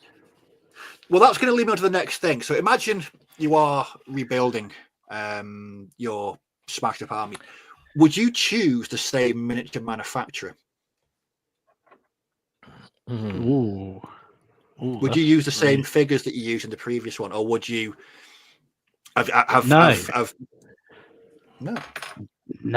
I'm gonna shake the boat because I'm not painting the bloody things. I find the hardest frigging most detailed ones I could, to be honest with you. Probably go metal as well. Well, metal's king. Just the cost. Yeah. Probably reach out and do a real mix. Christ, how much you got these insured for? You're replacing plastic with metal and you're getting commission painted to the highest possible standard. Blimey, what have you been up to? My Napoleonic army, the French, is insured for $6,000. Oh, okay. So yes. Along with a couple of Monet paintings. The only ones that I haven't the only ones I haven't got the things that I haven't got insured are like the boats. The epic stuff's not insured, but those Normans are insured, the Napoleonics are insured, the Lord of the Rings are insured, and I didn't insure the bolt action stuff in the end because I thought it was too much. And if it went, I wouldn't be bothered. And the fantasy stuff's insured. That's it. So, Dom, Martin, you both chose Napoleonics. If you had to replace the miniatures, would you choose the same sort of manufacturer? Essentially, would you go like for like, or would you use it as an opportunity to branch out in possibly? I use loads. My French are Perry Warlord, Victrix Front Rank. What are the other ones? Ken, the resin ones that Avonpost. There's some 3D printed things in there. There's some Foundry in there. God, yeah. I if anything, I'd probably be tempted to, because I bought a few packs just to see what things were like. So I probably wouldn't bother using Foundry because they're they're really nice miniatures, but compared to the others, they're kind of a bit sort of stumpy. But they're really, really nice. So I'd probably drop Foundry and Avonpost just because they're really, really nice, but there's a lot of detail on those, almost a bit too much. They're more like diorama pieces, aren't they? Yeah, which is ironic considering I want to make like diorama bases. I would probably the Victrix Old Guard are kind of like a quintessential plastic set. Yeah. Until someone else makes another Old Guard set. So I would keep those. I'd probably drop the. I wouldn't. I'd probably drop all the other Victrix sets that I had, and probably just carry. I would probably just do the majority of the French infantry with Warlord. What about the cavalry? Perry. I would try and then mostly cavalry Perry.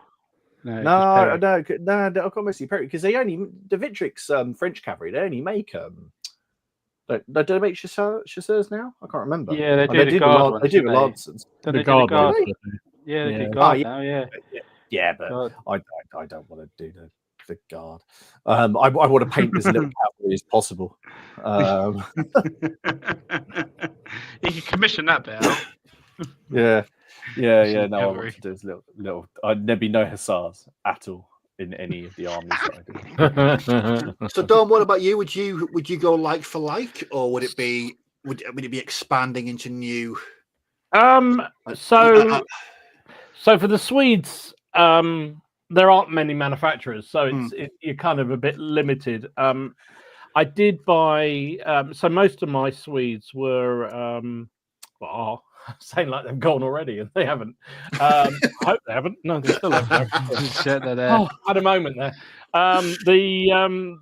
They're mostly elite miniatures, which are real old school figures, which also is kind of part of the appeal for them. They're quite sort of a quirky style, and I like them for that.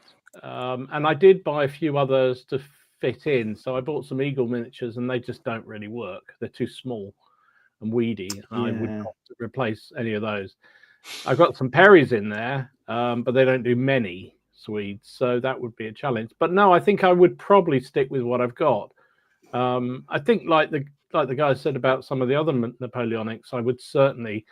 Hindsight is a wonderful thing, and I would definitely steer away from certain manufacturers. And if I was to go down the route of, I guess a bit like Martin, I wouldn't necessarily, if I was to replace some of my Napoleonic other forces, I wouldn't go quite so big on the armies, and therefore I might be tempted to go for something a little bit better quality in terms of the figures. Go for Calipé, or if I was doing Prussians, and I'd get some piano.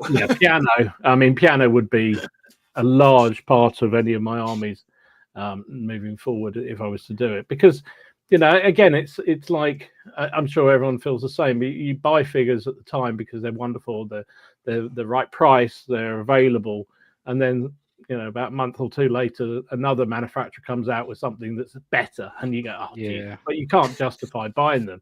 So if you had to restart, you might be tempted to go, right, you know what, those figures from Victrix are fantastic. I'm going to have those. So, I'll jack off the ones that I've got and get. Whereas piano are really good in the middle, aren't they, Dom? Piano are amazing, and some of their and of course, if you are 3D printer, then you can get the STLs and them off as well. So, I do. I think the Swedes would be difficult because it's the elites and Perrys, and that there's a few, not really many others that do anything. So it would be difficult. But some of the other, definitely, I would swap around and I would change considerably. Definitely. Well, I'm not going to rebuild mine, so it's a moot point. I think it's just because. that they were all like, again, I'm sounding like that they're already smashed. Go on, get up, mate. You're doing me. What have you done to our minis, mate? You've done something to them. They're actually in a box down there, and occasionally I get them out to have a look at them, and then I put them back and don't look at them again for a while, because they're just. I've got a habit of repainting or rebasing armies. I'm never going to touch them. Never going to do anything with them at all, because. Well, if you had the room for like a cabinet on the wall, and you put one army in, that would be it'd be that. Without a shadow of a doubt. Just my absolute favourite.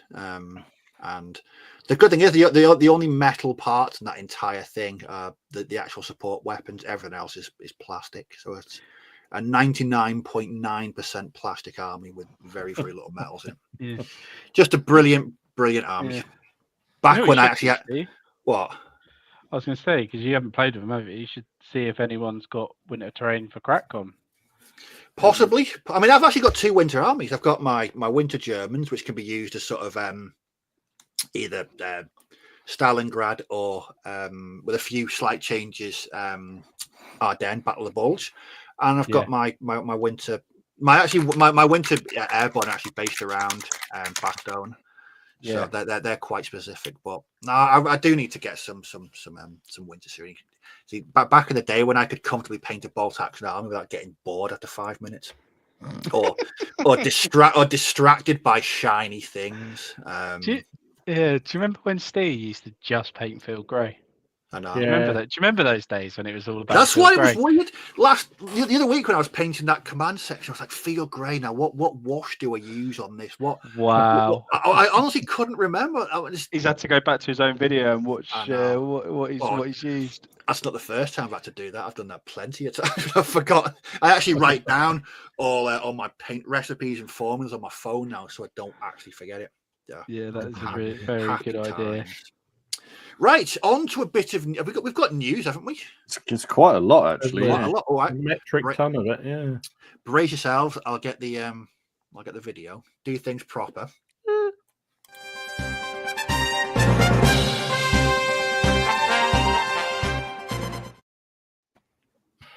There we go. Okay, who wants to start?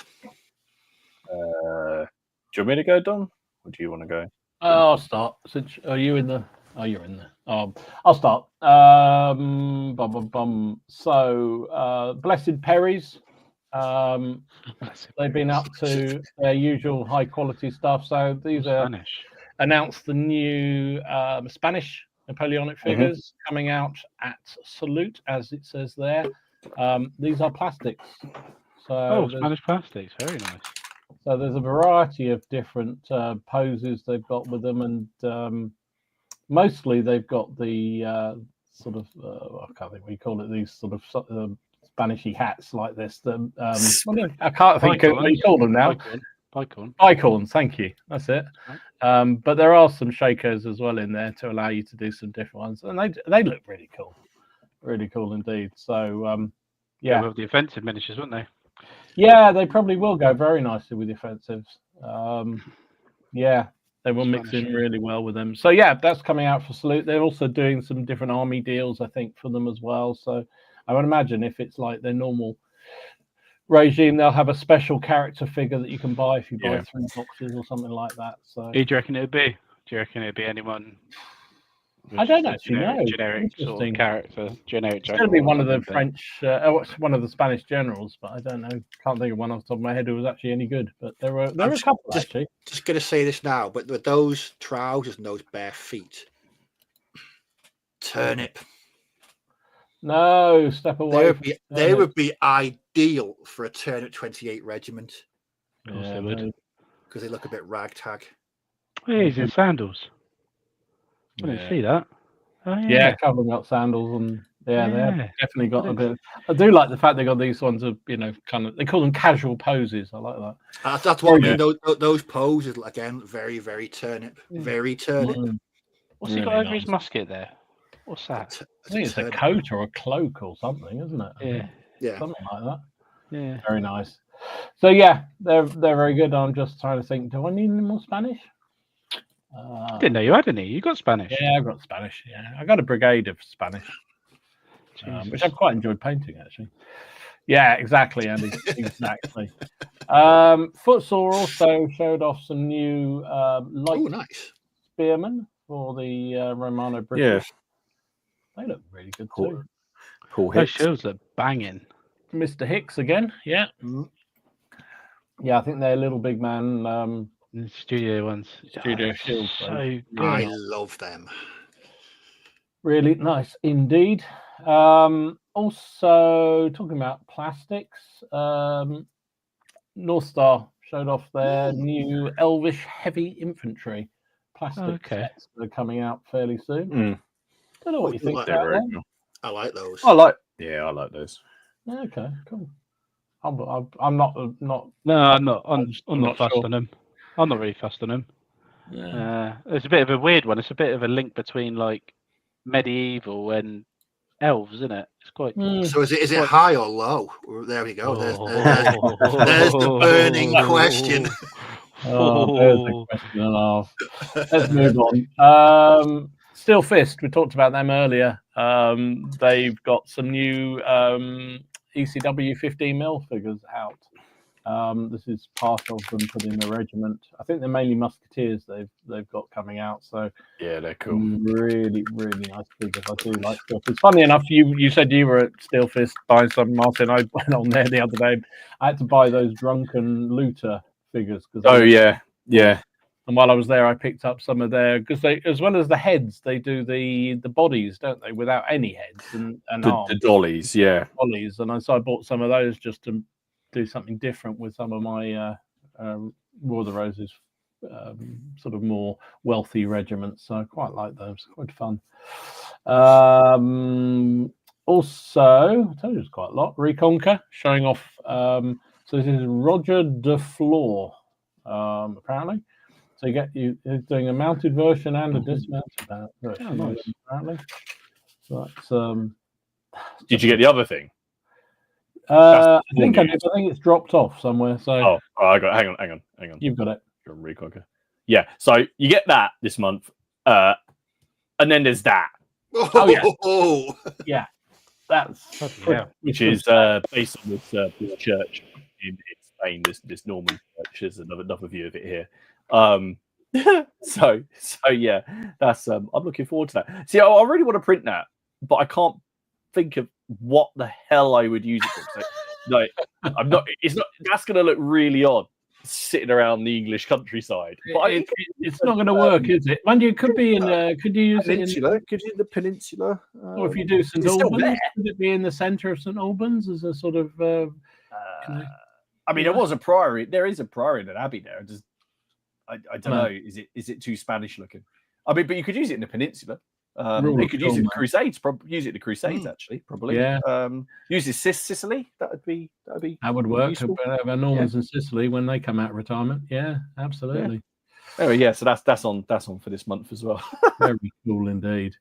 VMV have been busy as well, so they've got some Byzantine horse archer have come out, 28 mils.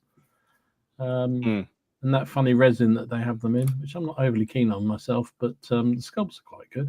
I do like the armor on them. And then a load of new bolt action stuff I saw. So a whole load of new commander sets, because officers are so much more important in version 3, aren't they? So they've got Italian commanders, they're Soviet commanders. I think these Germans are all new as well, aren't they? Veteran. Yeah, they're. Or they remodels of. No. I think from what I can tell, I think they're new. Yeah, I think they might be new sculpts. We've got a load of these veteran figures, so there's some veteran weapon teams there.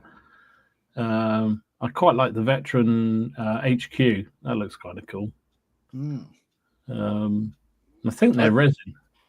I like the Goliath. That's a nice. Yeah, one. A little Goliath is kind of fun. Yeah, really. So they're all in pre-order, and also a Japanese commander group as well. So my mate, he's got like 4.5 million points worth of Imperial Japanese. He was very surprised to see these. Are they resin as well then? I think they're resin. Yeah, I think they were resin. Yeah, I think a lot of the things, a lot of the supports these days are in resin. I bought the German here weapons team. Mm-hmm. Yeah, and that these fit. They used to be metal. Now in resin, and not too bad either. Nice. But yeah, it's good to see the new veterans, because I think that's going to be the way, because they're quite versatile. They can be used, in many different theaters. And again, that plastic box I've been working on, full of so much stuff. But Yeah, it's they're good to getting see. better and better, aren't they? Mm.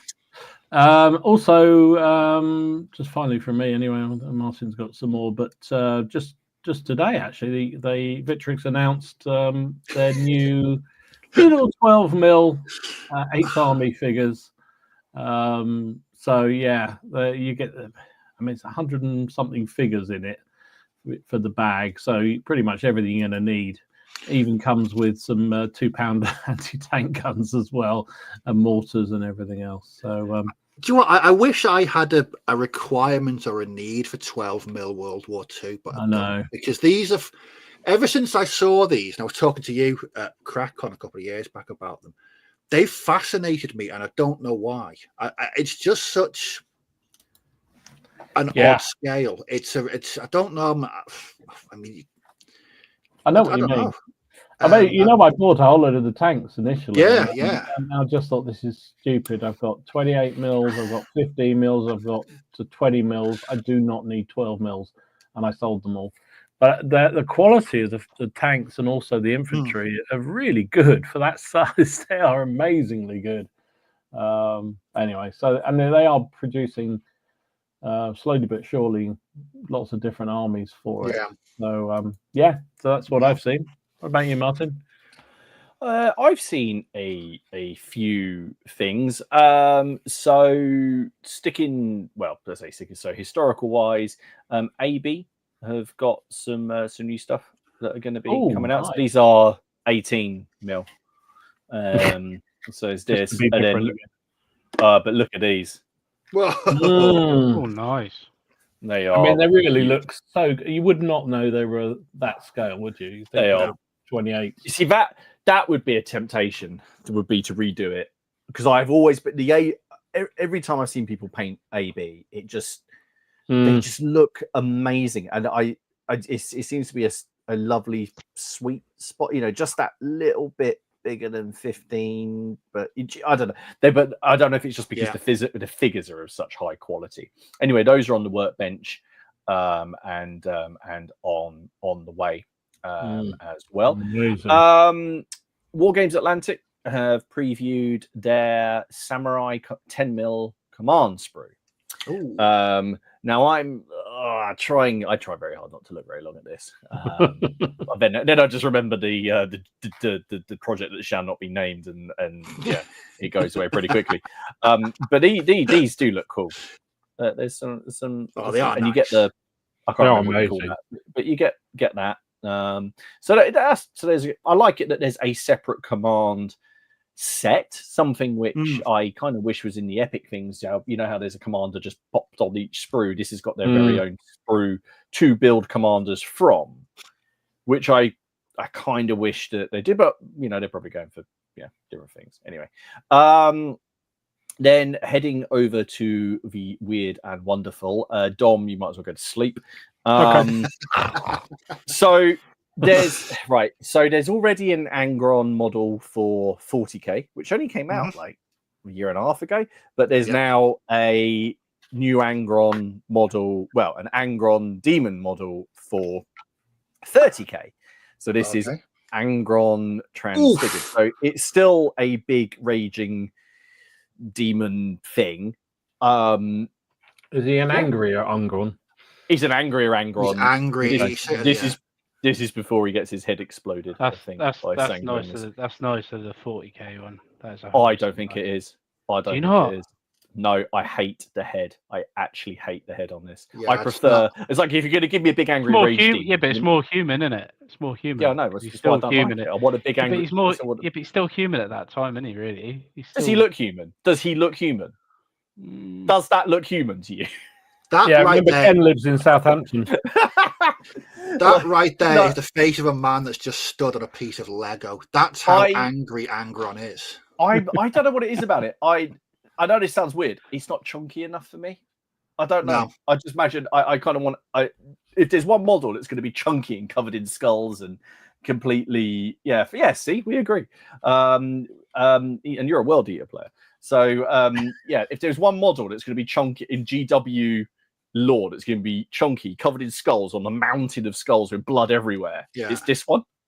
and they didn't do it, and that's resin as well. That's the Forge World. So anyway, so he's out for anyone who cares. I have no idea what the price point on that is. It's so, gonna be pretty high. It's gonna be. Ken would have to up his insurance.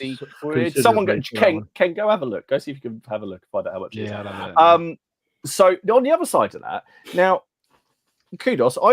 I like to give Games Workshop a little bit of credit when they do something that actually interests me and I'm going to buy. And I've been toying. Do you remember I said I quite like those skeletons that are going to be coming out? And I think maybe use them for Midgard. I'm not going to use them for Age of Sigmar because I think they look ace. Well, they're releasing like a character set based on some books. And I really, really like this model. I really like this. Ooh. With the with his little ghosty friend behind him. I just could see that on a. I just really like it. I think actually by GW standards, it's quite a simple. That doesn't make sense. It's a simple model with a ghost floating behind it, talking into like it's like it could be Scrooge and Jacob Marley instead of that. But no, I just like the actual living model. I don't know, I quite like that. I like that. I've been looking for hero units for my undead Midgard army, and that would be perfect. Tactical Rock. Yeah. I think he's. Yeah, I just quite like that. But he comes with. So this is Kado, Kaya, whatever. He's got. It's a book series, so they've just released like the unit pack. So there's that with this sort of ghost that follows him around. Then there's this guy, which just reminds me of Conan the Barbarian. With his pet. See again, I quite like that because it's a bit different. I quite like the double-headed snake thing. I can see that being used in D&D, and then there's just kind of a stab.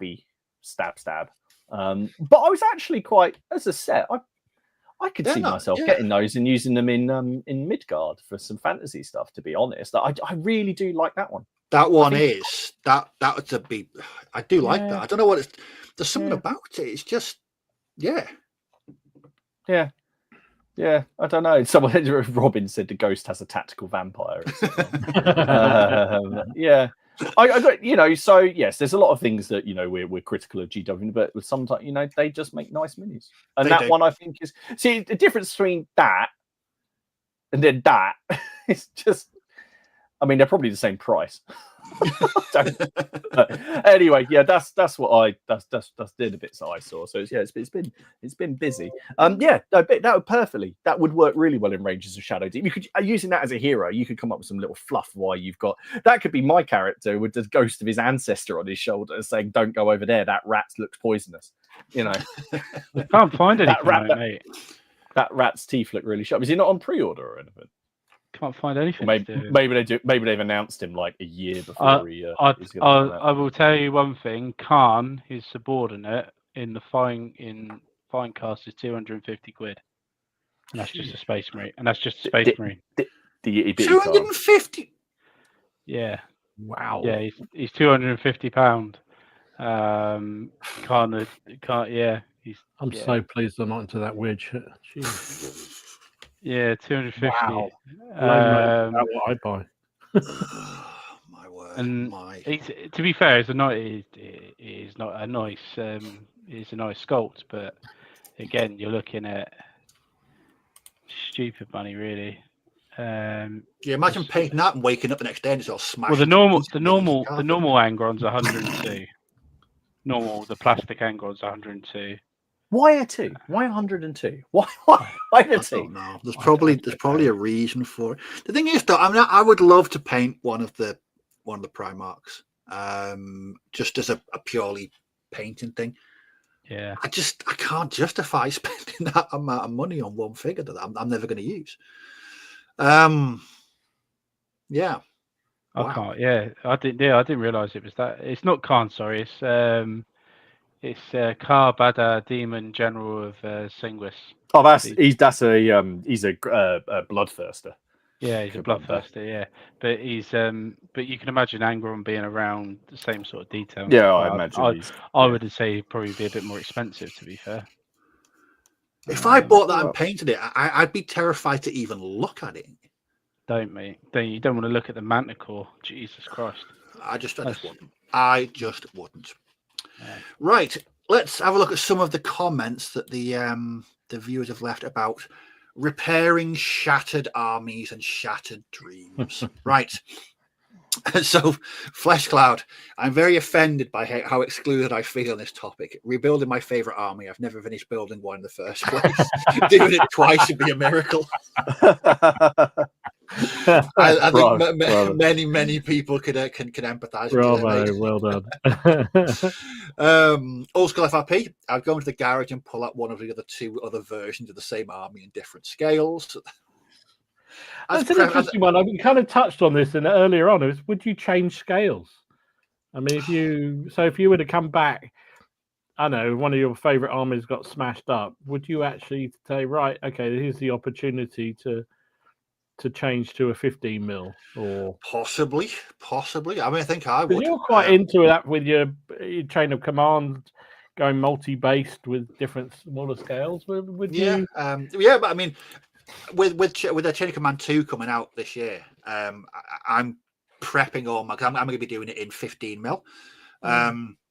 So yeah, I would certainly. That's again another opportunity to either choose a different scale. Yeah, I can imagine that's you, Dom. Though. Except you've just got multiple armies. I've got multiple scales in most things anyway, so it doesn't really matter. But yeah, I don't know though, because what enjoyment I get out of painting, I probably enjoy most doing 28 mils. So, and it is God's own scale. So, I would tend to stick to that. Stick to it, yeah. I don't know. I mean, I would be tempted, I think, if my bolt action figures, because they so rarely get an airing, to actually go full on to 15 or 20 mil rather than stick to 28. 15. If you're going to do it, Dom, do it at 50. Oh, bolt action of 15 is just. Yeah, that would be the only one I think I would definitely swap over completely. Always enjoy that. Ed, it'd be sad, but it could be a good thing. I have an excuse to get more minis. Yes, I think that would be. Once the tears have dried, it's right. I'll just jump back onto the internet now and buy some more. Nothing like a bit of retail therapy. It would be just to get over it, wouldn't it? Be part of your kind of. Yeah, it's the healing process. Exactly. Yes. Interesting one from Andy. This time, 100% bloody miniatures. Aha! Oh, okay. Nice. That's a good idea. That even I'd be tempted to do that because I've never painted them, but they are such lovely looking figures. Well, I tell you what, Mike Peters keeps on threatening to release his ECW ruckus rules, and when that happens, there's going to be. God, I've already got loads of bloody miniatures, but I don't know about you, Dom, but I actually have quite a few that I haven't based yet. I've just got ones that I haven't managed to fit into any unit, so I'm like, well, I don't know what it would be called, but that would be perfect. Can you imagine playing ruckus where you've got some witchfinders like chasing some people around? Oh yes, that'd be brilliant. Because there's already rules in there for the rested shot on a purvey. So you've got musket rests. We've essentially got the rules already done. I think that'd be great fun. Don, so Ken's is probably the last army he sold. True. Shrink, remake it but better. Yeah, it could again. It's an opportunity to start a new project and try and relive the glory of the past smashed army. We've remade you faster, stronger, better, more expensive. Ken doesn't know what that is, do you? No. No, I have no idea. Can someone do the noise, please? No. Okay, what game of Kent? It'd probably be my home guard for Operation Sea Lion. Not sure I could cope with repainting all the dress patterns of the LDV ladies. There's dedication.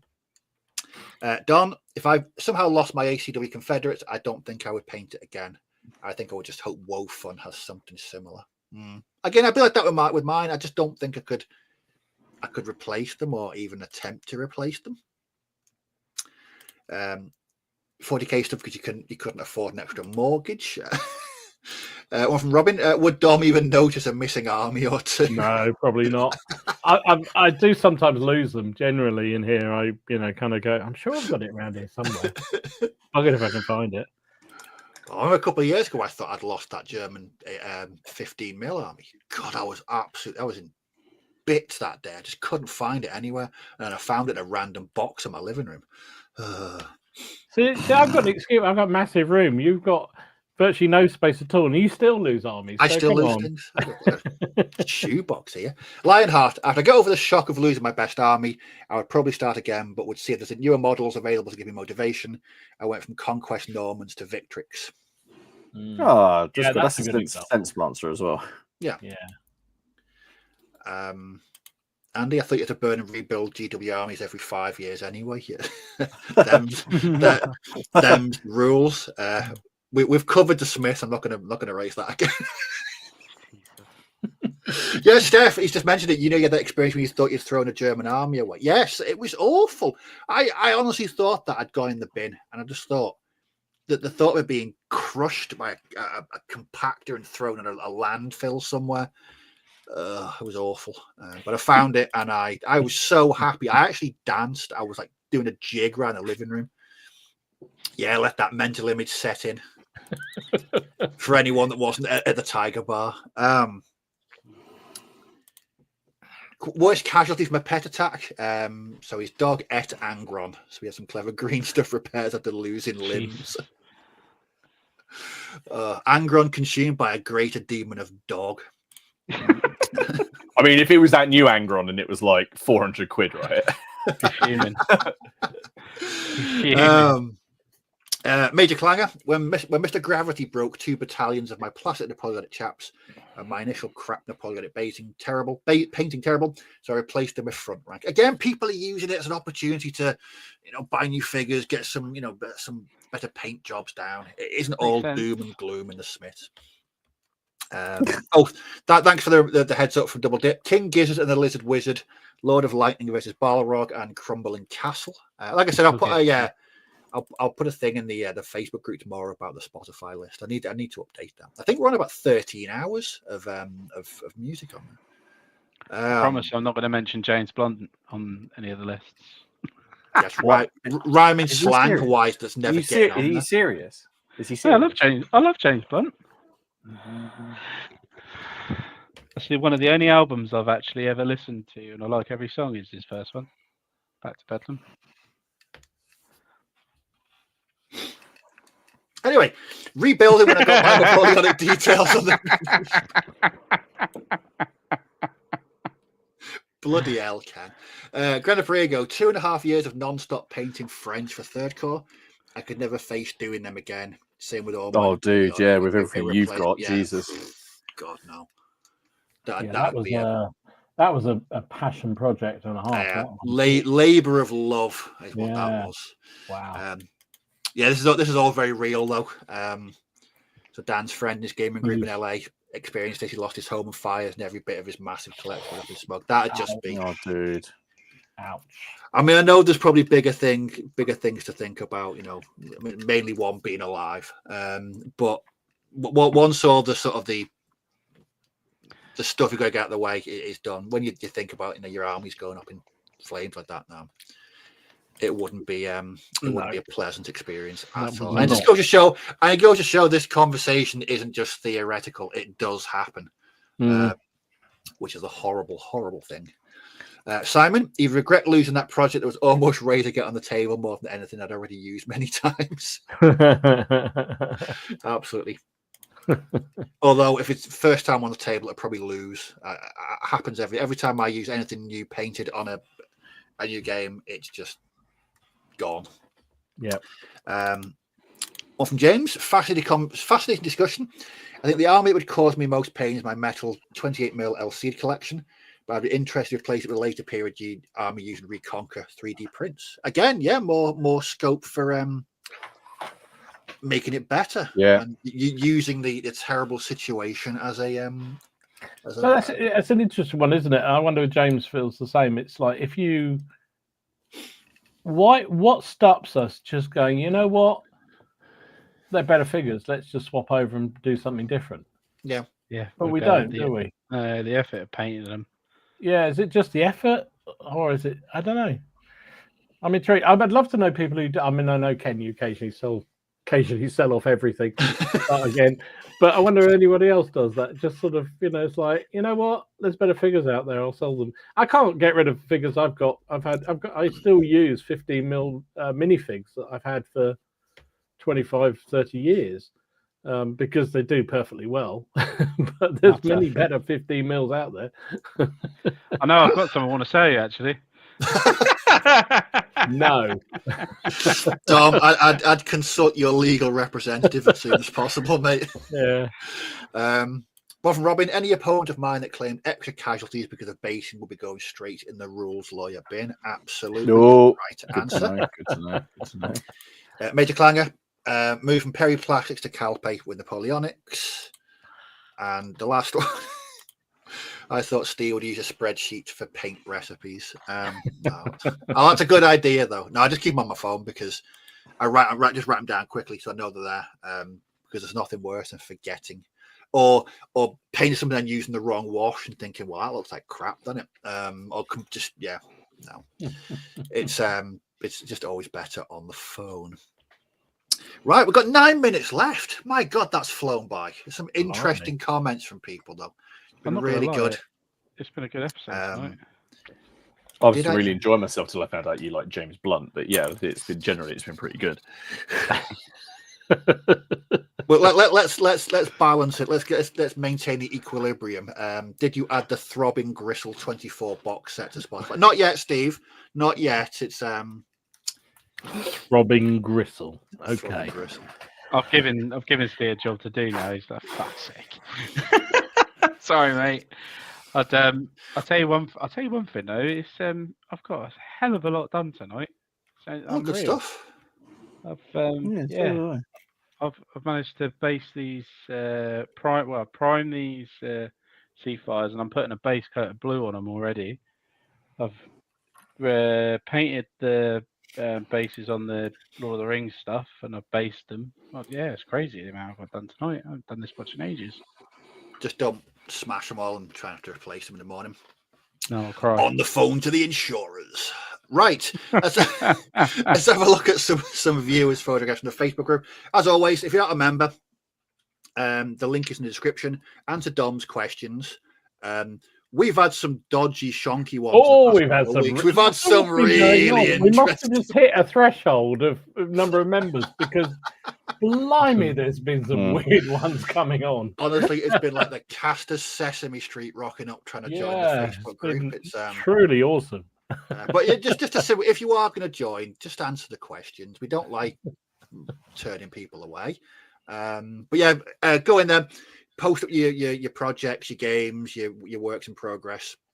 Always enjoy seeing what people are up to, and it's we try and grab a good selection for the podcast. So apologies that we can't look at everybody's, but hopefully we've got a good mix here. We're going to start off with something completely normal, and that's a boar carrying some beer. This is from David. It's brilliant. I absolutely love that. I need one of those for my living room. I imagine there'd be shit everywhere, but it'd be interesting to have teach a boar to go to the fridge and back. That is brilliant. Can you train it to pick up the models from the floor when you drop them? So you wouldn't have a carpet monster anymore. Yeah. That's it. Yeah, I wouldn't like to see the state of my carpet after a beer carrying boars been walking over for 24 hours though. Up next is he's in the chat at the moment. James has been painting some. These are Duke of Somerset. Yes, both very cool. Very nice. Very good indeed. Good. I think that palette is brilliant. Every time I think I'm done with Wars of the Roses, I think just one more unit can't harm, can it? Just when how many do you reckon you got? Oh, I genuinely don't know. Absolutely no idea at all. I might lay them out on the table and see what I have got at one point when I finish. I can imagine there'd be complaints about subsidence in your local area, John. Darren has been painting some Barons War Welsh. Oh, very cool. Oh, those are lovely. I really like that blue on the guy on the left, on the far Look left. at that! Look, I love that shield. That shield is fantastic. Fabulous. I like them a lot. Is that hand painted? I think it is. I think it might be. That's really cool. I do love that character on the left. I've got Yeah. that one, and I use him on one of my command packs, and I just think he's absolutely brilliant figure. Did you say blue? It's Yeah, a little like bluey it's a sort of greeny blue, isn't green. it? Yeah. Oh, it's right. like I'm a just, turquoise guy. I was going to say, I'll just Teal. see green. Teal. Oh, That's it. teal, Yeah, well done. Teal. Yeah. Up next is Dan. He's been painting some Anglo-Afghan War British for the men who would be kings. Oh, sweet. Oh, very They're good. brilliant. I've got a box of them. I've never painted a single one of them. They're the Perry ones, are they? Yeah. I was originally going to use them to kit bash some 40k. Praetorian Guard. Oh originally. It worked quite well actually. Yeah. I didn't need to because I've got some of them, but I bought them because remember I went through that phase a couple of years back of just randomly painting Afghan warriors. And then I just bought this, and I just went nowhere. Sometimes you just need to paint something a bit weird. And speaking of which, Dom, here's something for you. Oh, cool. Now me and Martin, Ken, and I are expecting a very whistle-stop tour history of what these are. Okay. I know exactly what they are. They are the 5th foot and mouth regiment for They're bloody trait expensive. warfare's.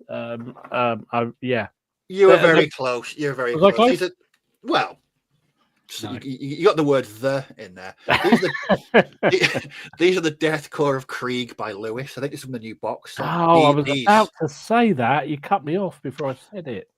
These are just they're lovely. That whole box set. I will admit I was tempted to buy that, and then I just thought I'd never use it. And what's Are the these point? plastic now? Then are they? They're plastic now, yeah. Oh wow. You get plastic actually artillery, free? some great officers. They just look really, really nice. Now the next one, as soon as I saw these are absolutely brilliant. Oh yeah, they're cool. Yeah, yes. These are from One Paul. of my favourite films. These are brilliant.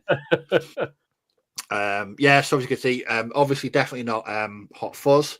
Definitely not. Definitely not. Just brilliant figures.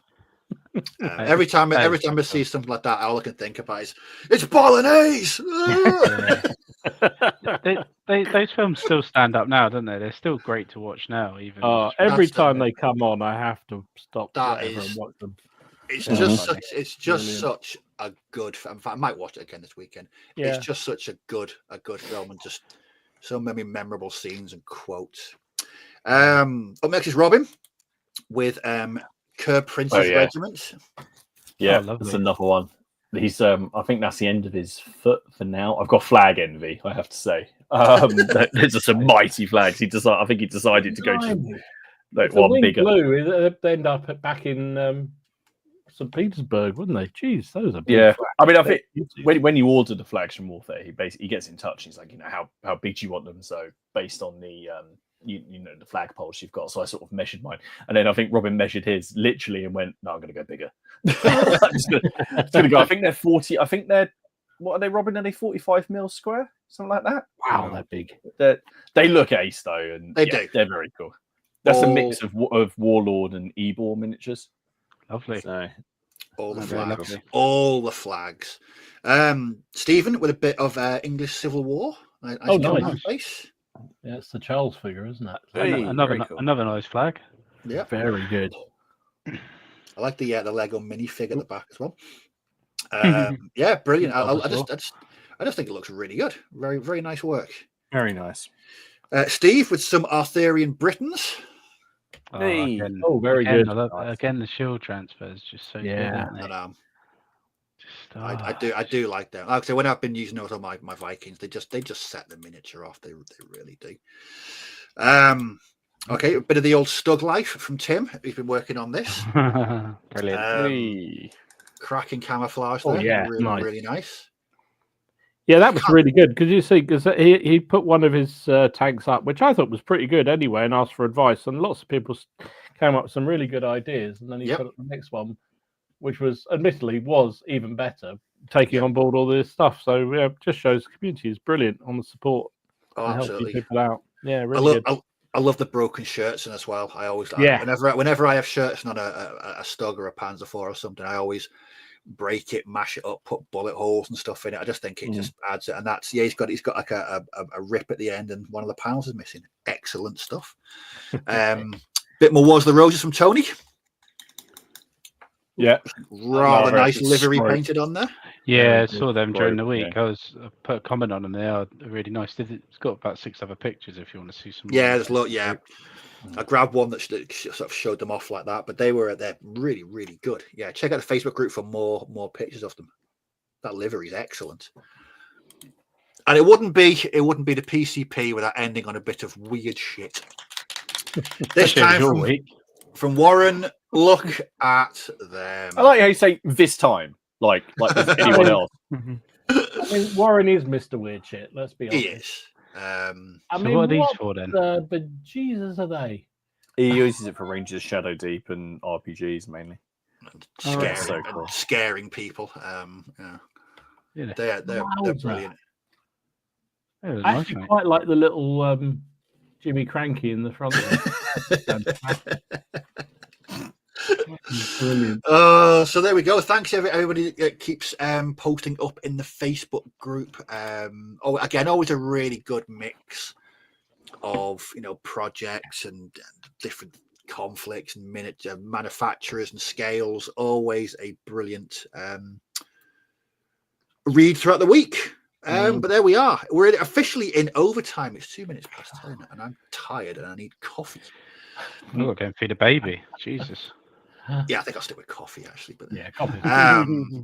So next week, Martin? Have we got the thing for next week? We do. So we have we've got 5 shows this month. Next week, God, we're with Dom, and you were talking about future-proofing your hobby.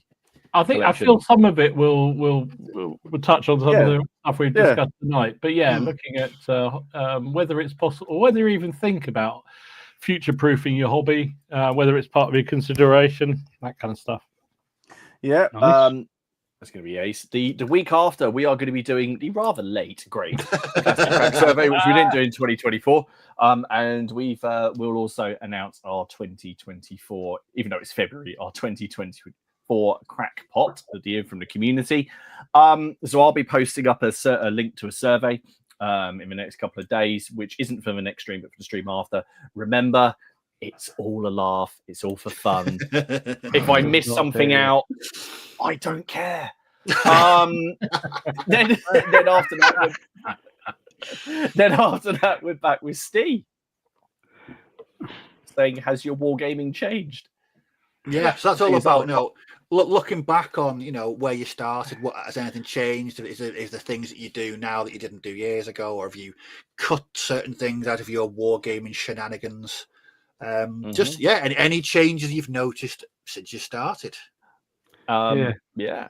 After that, we're just waiting for a couple of things to be confirmed for the 24th, and then the show after that, we're back with Dom, and we've got Glenn back from War Bases in a sort of a pre-salute chat. So looking forward to that one. We see in that sort of that build up to salute, where a lot of the manufacturers will probably start teasing some things they're going to be taking along, and hope. And there's always a good chat when the chaps from War Bases come on. So yeah, we'll have that then. So we'll keep you updated on the other ones. Yep, good stuff.